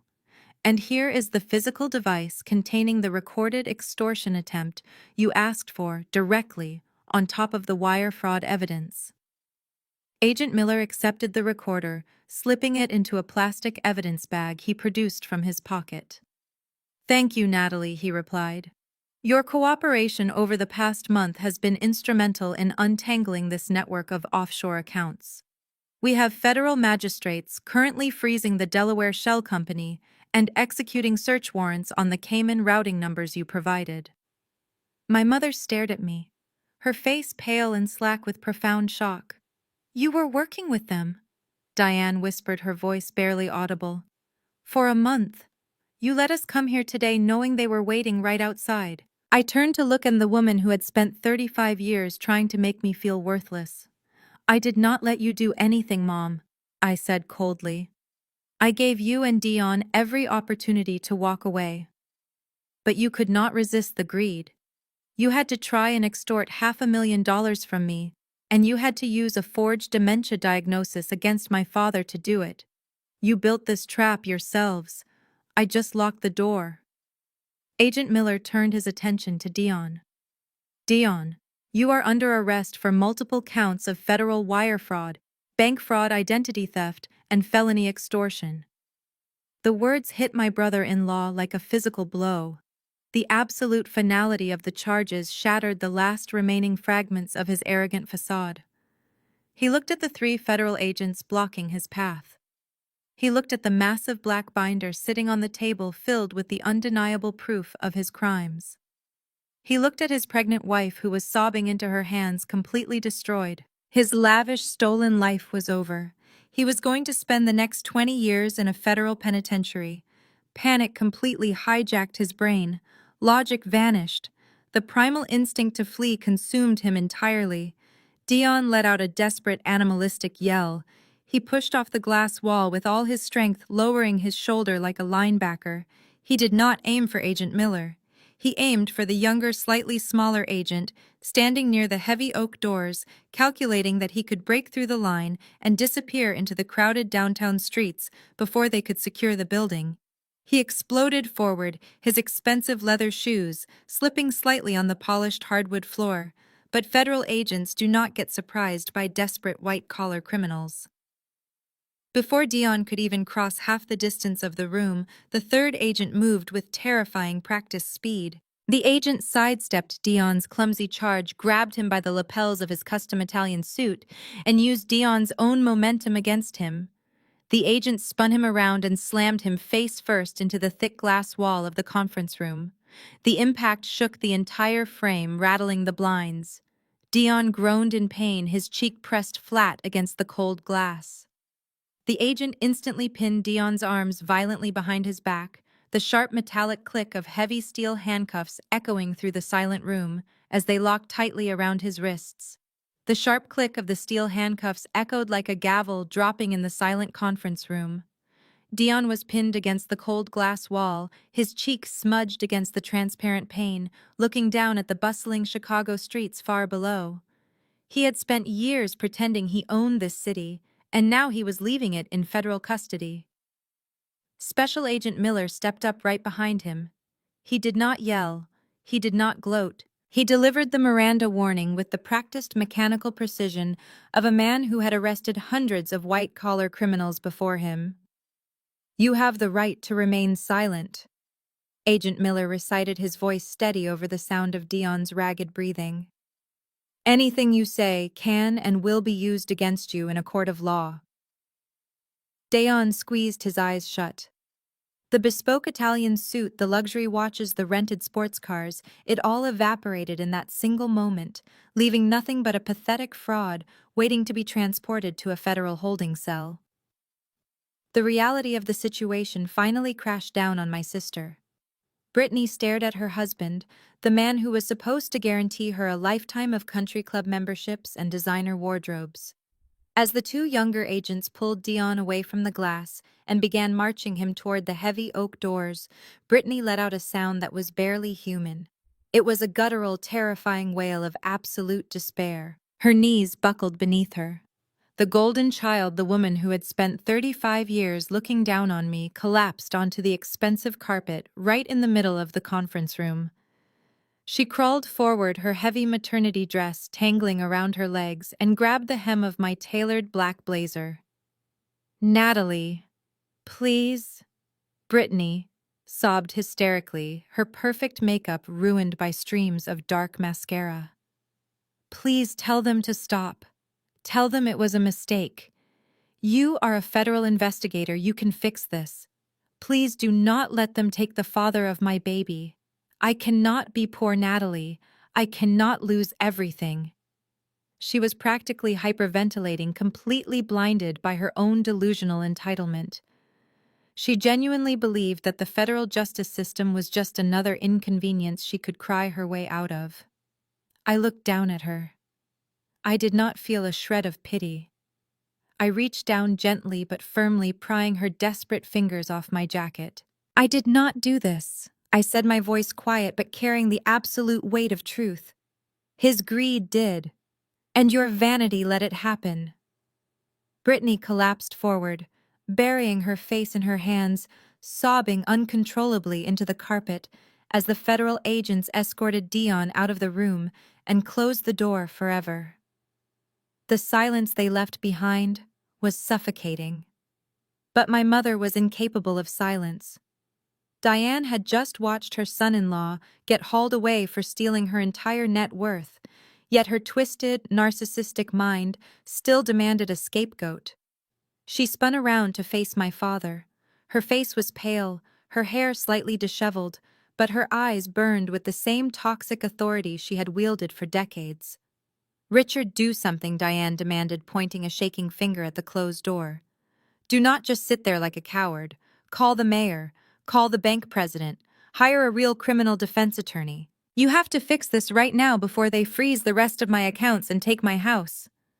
She was still giving orders. Even standing in the ashes of her own destroyed life, she fully expected my father to bow his head, clean up her mess, and shield her from the consequences of her own terrible choices. My father did not flinch. He did not stand up, and he did not rush to comfort her. He simply looked at the woman who had belittled him, lied to him, and attempted to strip him of his basic human rights using a forged dementia diagnosis. He reached into the inner pocket of his suit jacket and pulled out a thick stack of legal documents. It was not a defense strategy. It was the standard divorce petition he had drafted over a month ago, fully signed and notarized on his end. He placed his hand flat on the paperwork and slid it smoothly across the mahogany table until it rested directly in front of my mother. He looked up at her, his expression harder than I had ever seen it. "Sign them," my father said, his voice echoing with absolute terrifying finality, "or go to prison as his accomplice."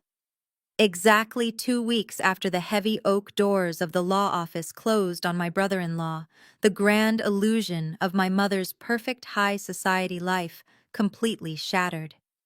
My father had given Diane a brutal but incredibly fair ultimatum. She signed the divorce papers that very afternoon, surrendering any claim to his remaining untainted assets, in exchange for my father agreeing not to press criminal charges against her for elder abuse and financial complicity. My father moved into a quiet, comfortable apartment downtown, leaving Diane and Brittany alone in the sprawling suburban house to face the catastrophic fallout of their own greed.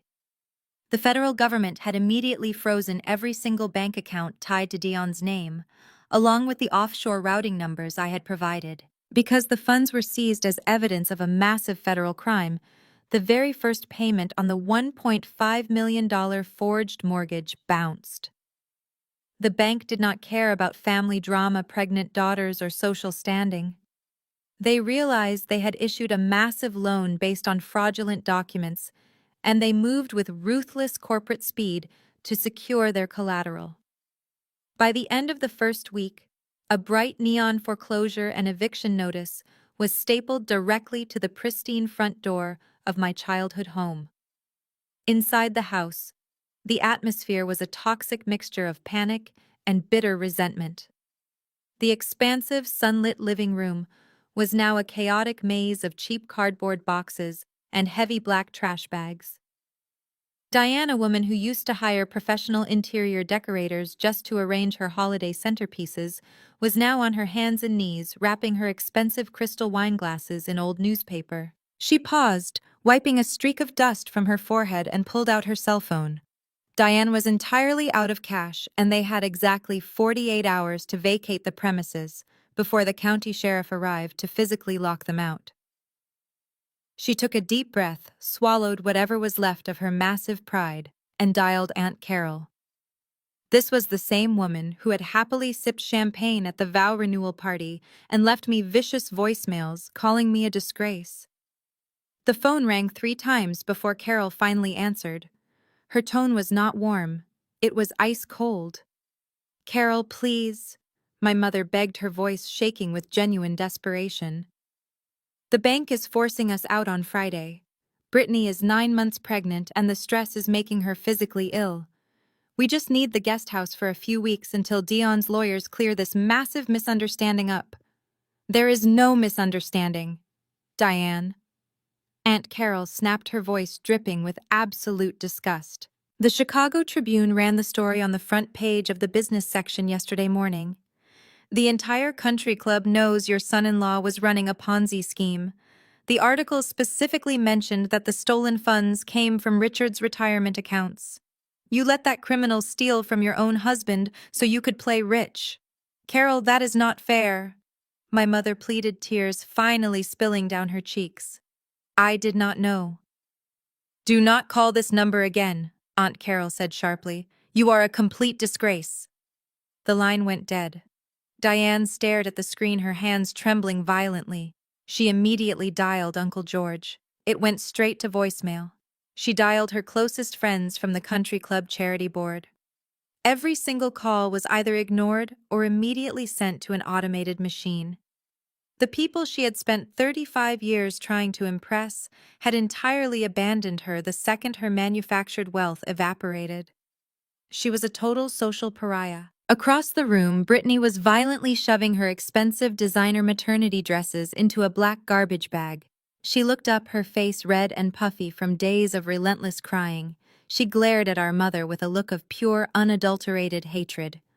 "This is your fault," Brittany screamed, throwing a handful of silk blouses onto the hardwood floor. "If you had just left Dad alone, if you had not pushed Natalie, none of this would have happened. We would still have the money. Now my husband is in a federal holding cell, and my baby is going to be born homeless." Before Diane could scream back, a loud, heavy mechanical roar violently interrupted their argument. A massive diesel engine idled loudly just outside the living room window. Bright flashing amber lights cut through the sheer curtains, casting a chaotic yellow glow across the cardboard boxes. Brittany froze. She dropped the garbage bag and rushed to the window, pulling the curtain aside. Her eyes widened in absolute horror. Parked right in the middle of their manicured driveway was a heavy-duty commercial tow truck. A man in a high-visibility vest was already out of the cab, rapidly securing heavy steel chains to the front axle of the custom black Mercedes-Benz G-Wagon. "No!" Brittany shrieked, her voice tearing through the quiet suburban neighborhood. She abandoned the boxes, frantically unlocking the front door and bursting out onto the porch. "Stop! You cannot take that! It belongs to my husband!" The repo man did not even look up as he engaged the hydraulic winch. The heavy steel cables pulled taut, dragging the $200,000 luxury SUV onto the metal flatbed with a loud, grinding scrape. Brittany ran onto the driveway in her bare feet, screaming and sobbing hysterically, waving her arms at the driver. But the repo man was not the only one watching. Across the street, Mrs. Gable, the neighborhood gossip, was standing at the edge of her lawn with her arms crossed. Next door, a man was holding his garden hose, openly staring at the spectacle. The entire wealthy, perfectly manicured neighborhood had come outside to watch the golden child weep as the last remaining symbol of her fake empire was dragged away in chains. The rain was coming down in thick, heavy sheets, beating relentlessly against the roof of my house and washing the suburban streets clean. It was 3 days after the bank had officially locked my mother and sister out of their foreclosed fortress. My father had settled peacefully into his new downtown apartment, spending his mornings reading the paper without the constant fear of being berated. My son Leo was currently sitting at the kitchen island, happily humming to himself as he worked on a puzzle. The house was warm, smelling of cinnamon and fresh coffee. For the first time in my entire 34 years of life, the suffocating, crushing weight of my family's toxic expectations was completely gone. I was standing by the stove when the sharp, sudden chime of the front doorbell echoed through the quiet hallway. I walked over to the security monitor mounted on the wall. The high-definition camera feed showed my front porch. Standing there completely exposed to the freezing autumn downpour was my mother. Diane did not look like the elegant, arrogant matriarch who had hosted a lavish vow renewal just a month ago. Her expensive designer trench coat was soaked through, clinging heavily to her shrinking frame. Her perfectly styled hair was plastered flat against the sides of her face, and her makeup was completely washed away by the rain, leaving her looking hollow, desperate, and incredibly old. There was no luxury car parked in my driveway. She must have taken a city cab and spent her last few dollars asking them to drop her off. She reached up with a violently trembling hand and pressed the doorbell a second time. I did not feel a sudden surge of panic. I did not feel the familiar ingrained childhood instinct to rush to the door, apologize, and appease her. I felt nothing but a profound clinical calm. I walked to the foyer, unlocked the heavy deadbolt, and pulled the wooden door open. I did not invite her in. I stopped squarely in the frame, physically blocking her from taking a single step inside my safe haven. "Natalie," my mother gasped, her teeth actually chattering in the cold air. "Please, let me come inside. Just for a few minutes. I am freezing." I did not move an inch. "Why are you here?" Diane wrapped her arms around herself, shivering violently. The bank took everything, she sobbed, the tears mixing freely with the rain on her face. "The sheriff came yesterday morning and locked the doors. Brittany had to go to a state-subsidized women's shelter because she is so close to her delivery date, and they would not let me stay with her. I have absolutely nothing left, Natalie. My friends will not speak to me. Your father will not answer my calls. I spent last night sleeping on a hard plastic chair in a hospital waiting room just to stay warm." She looked past my shoulder, her desperate eyes darting toward the warm, well-lit living room where Leo was playing. "Please, Natalie, I am your mother. You cannot leave me out here on the street. Let me see my grandson. Let me just sit on your couch. I just need a small loan. A few $1,000s for a security deposit on a cheap apartment, just until I can get back on my feet and get a lawyer to fix this. I will pay you back. I swear I will." I looked at the pathetic woman standing in the rain. I searched her face for any genuine remorse, any acknowledgement of the absolute hell she had put my father and me through. But all I saw was a master manipulator who had finally run out of victims. She was still refusing to accept that her own boundless greed had destroyed her life. "You called my son a mistake," I said, my voice cutting through the sound of the pouring rain with absolute chilling clarity. "You stood in a conference room and tried to extort $500,000 from me to protect a federal criminal. You attempted to legally strip your own husband of his human rights and throw him into a locked facility so you could steal his retirement funds. You do not get to come here and play the helpless victim." "But I did not know," Diane cried, stepping forward, her hand reaching out to grab the wooden doorframe. "Dion lied to me. He manipulated us. You have to help your family." I stepped forward, forcing her to drop her hand and take a step back into the freezing rain. "You knew exactly what you were doing," I replied coldly. "You chose your vanity over your family, and now you have to live with the consequences of that choice." I reached into the front pocket of my cardigan. I had stopped at the bank earlier that morning. I pulled out a single crisp $50 bill. I held it out to her. Diane looked at the money, her eyes widening in confusion and deeply wounded pride. "What is this?" she whispered. I released the bill, letting it flutter down into her trembling hand. "Buy a bus ticket," I said. I did not wait for her to respond. I did not wait for her to start screaming or crying or demanding more. I stepped back inside and pushed the heavy wooden door shut. The deadbolt engaged with a loud, incredibly satisfying click. I stood in the foyer for a long moment listening to the muffled sound of the storm outside. The camera monitor above me showed her standing alone on the porch, staring blankly at the closed door before slowly turning to walk away into the pouring rain. The cycle of abuse was permanently broken. The door was closed forever. 6 months passed since the afternoon I closed my front door and left my mother standing in the freezing rain. Time has a remarkable way of washing away the debris of a shattered past, leaving only what is strong enough to survive. Today, there is no rain. It is a brilliant sun, drenched Saturday morning in early spring. I am sitting on the wrap around wooden porch of the beautiful new home my father recently purchased in a quiet, welcoming neighborhood. There are no heavy crystal chandeliers here. There is no suffocating pressure to maintain a fake image of absolute perfection. There is only warmth, laughter, and the gentle morning breeze. I take a slow sip of my black coffee, letting the rich aroma fill my senses, and look out at the expansive green lawn.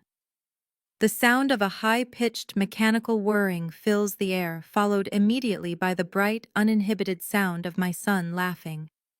Leo is running barefoot across the grass, his head tilted back, watching a brand-new state-of-the-art quadcopter drone hover high above the oak trees. It is twice the size and infinitely more advanced than the cheap plastic toy my sister maliciously crushed under her designer heel all those months ago. Standing right beside Leo, holding the remote control and guiding my son's hands, is my father. Richard does not look like the defeated, hollowed-out shadow of a man who used to hide behind his newspaper in the corner of my mother's sterile living room. He looks completely transformed. He is wearing a comfortable flannel shirt and worn-out jeans. His posture is straight, his eyes are bright, and his loud, genuine laughter echoes across the yard. Leaving my mother did not destroy him. It resurrected him. He looks 10 years younger, entirely free from the relentless psychological warfare he endured for 3.5 decades. As I watch them bond, my mind briefly wanders to the people we left behind. The federal justice system moved with its typical crushing efficiency. Dion is currently sitting in a federal penitentiary, awaiting his final sentencing. His lawyer tried to negotiate a plea deal, but the mountain of undeniable forensic evidence I provided made it completely impossible. He is looking at a minimum of 20 years behind bars for the massive wire fraud and elder exploitation he committed. My sister Brittany gave birth to a healthy baby girl, but she brought her daughter home to a cramped, dingy 2-bedroom apartment on the outskirts of the city. Her custom luxury vehicles are gone. Her designer wardrobe was sold off piece by piece just to cover her basic grocery bills. She has no husband to fund her delusions of grandeur, and her wealthy country club friends pretend she no longer exists. My mother Diane lives in that same cramped apartment with her. The woman who once ruled a $1 million estate with an iron fist now spends her days bitterly arguing with her golden child in a tiny kitchen entirely isolated from the high society she sacrificed her own family to impress.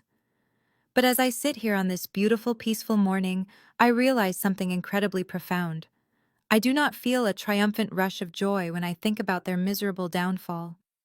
I do not spend my days gloating over the fact that they lost everything. The sweetest revenge was never about putting my brother-in-law in handcuffs or watching the bank seize my mother's house. The absolute sweetest revenge was realizing that my intrinsic worth never depended on their validation. For my entire life, I allowed their cruel words to make me feel like a mistake, a scapegoat, an outsider looking into a family I could never truly belong to. I exhausted myself trying to prove my value to people who were fundamentally incapable of seeing it. But standing up to their corruption completely broke the spell. I did not just freeze their bank accounts or hand over a forensic audit. I surgically excised a malignant cancer from my life.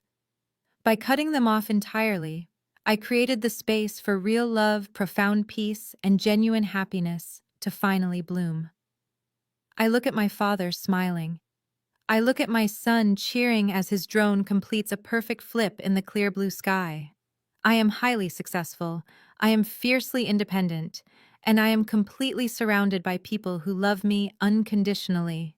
I won not because I destroyed them, but because I survived them and thrived. Have you ever had to cut off toxic family to find your own peace? Let me know in the comments below. If my journey resonated with you, please hit the like button and subscribe to the channel for more stories of surviving toxic families and reclaiming your life. Remember, your worth is never defined by the people who refuse to love you properly. Thank you for watching. The most profound lesson we can take away from this story is that your fundamental worth is never determined by the people who are fundamentally incapable of valuing you. For decades, the protagonist was conditioned to believe she was the family's scapegoat, constantly overshadowed by a golden child sister and a narcissistic mother. Society often tells us that family is everything, and that we must endlessly forgive the people who share our bloodline simply because they are family. But this story brilliantly shatters that toxic myth. It teaches us that shared DNA is never a free pass for emotional abuse, manipulation, or financial exploitation. When you are trapped in a cycle of gaslighting, the abusers rely on your silence and your desperate hope for their approval to maintain their control. The moment you stop seeking their validation is the exact moment they lose all their power over you. By relying on cold, hard facts and maintaining her emotional composure instead of engaging in their hysterical drama, Natalie protected her peace and her child. She proved that the ultimate victory is not about destroying the people who hurt you, but about surgically removing their toxicity from your life so you can finally thrive. True family is built on mutual respect, honesty, and unconditional love, not on extortion and fake appearances. Walking away from a toxic family dynamic is one of the most painful decisions a person can make, but it is also the most necessary step toward reclaiming your own identity and building a safe environment for yourself. Your life belongs entirely to you, and you have every right to protect it from anyone who tries to tear it down. If you have ever had to walk away from a toxic relationship to protect your peace, please share your journey in the comments below.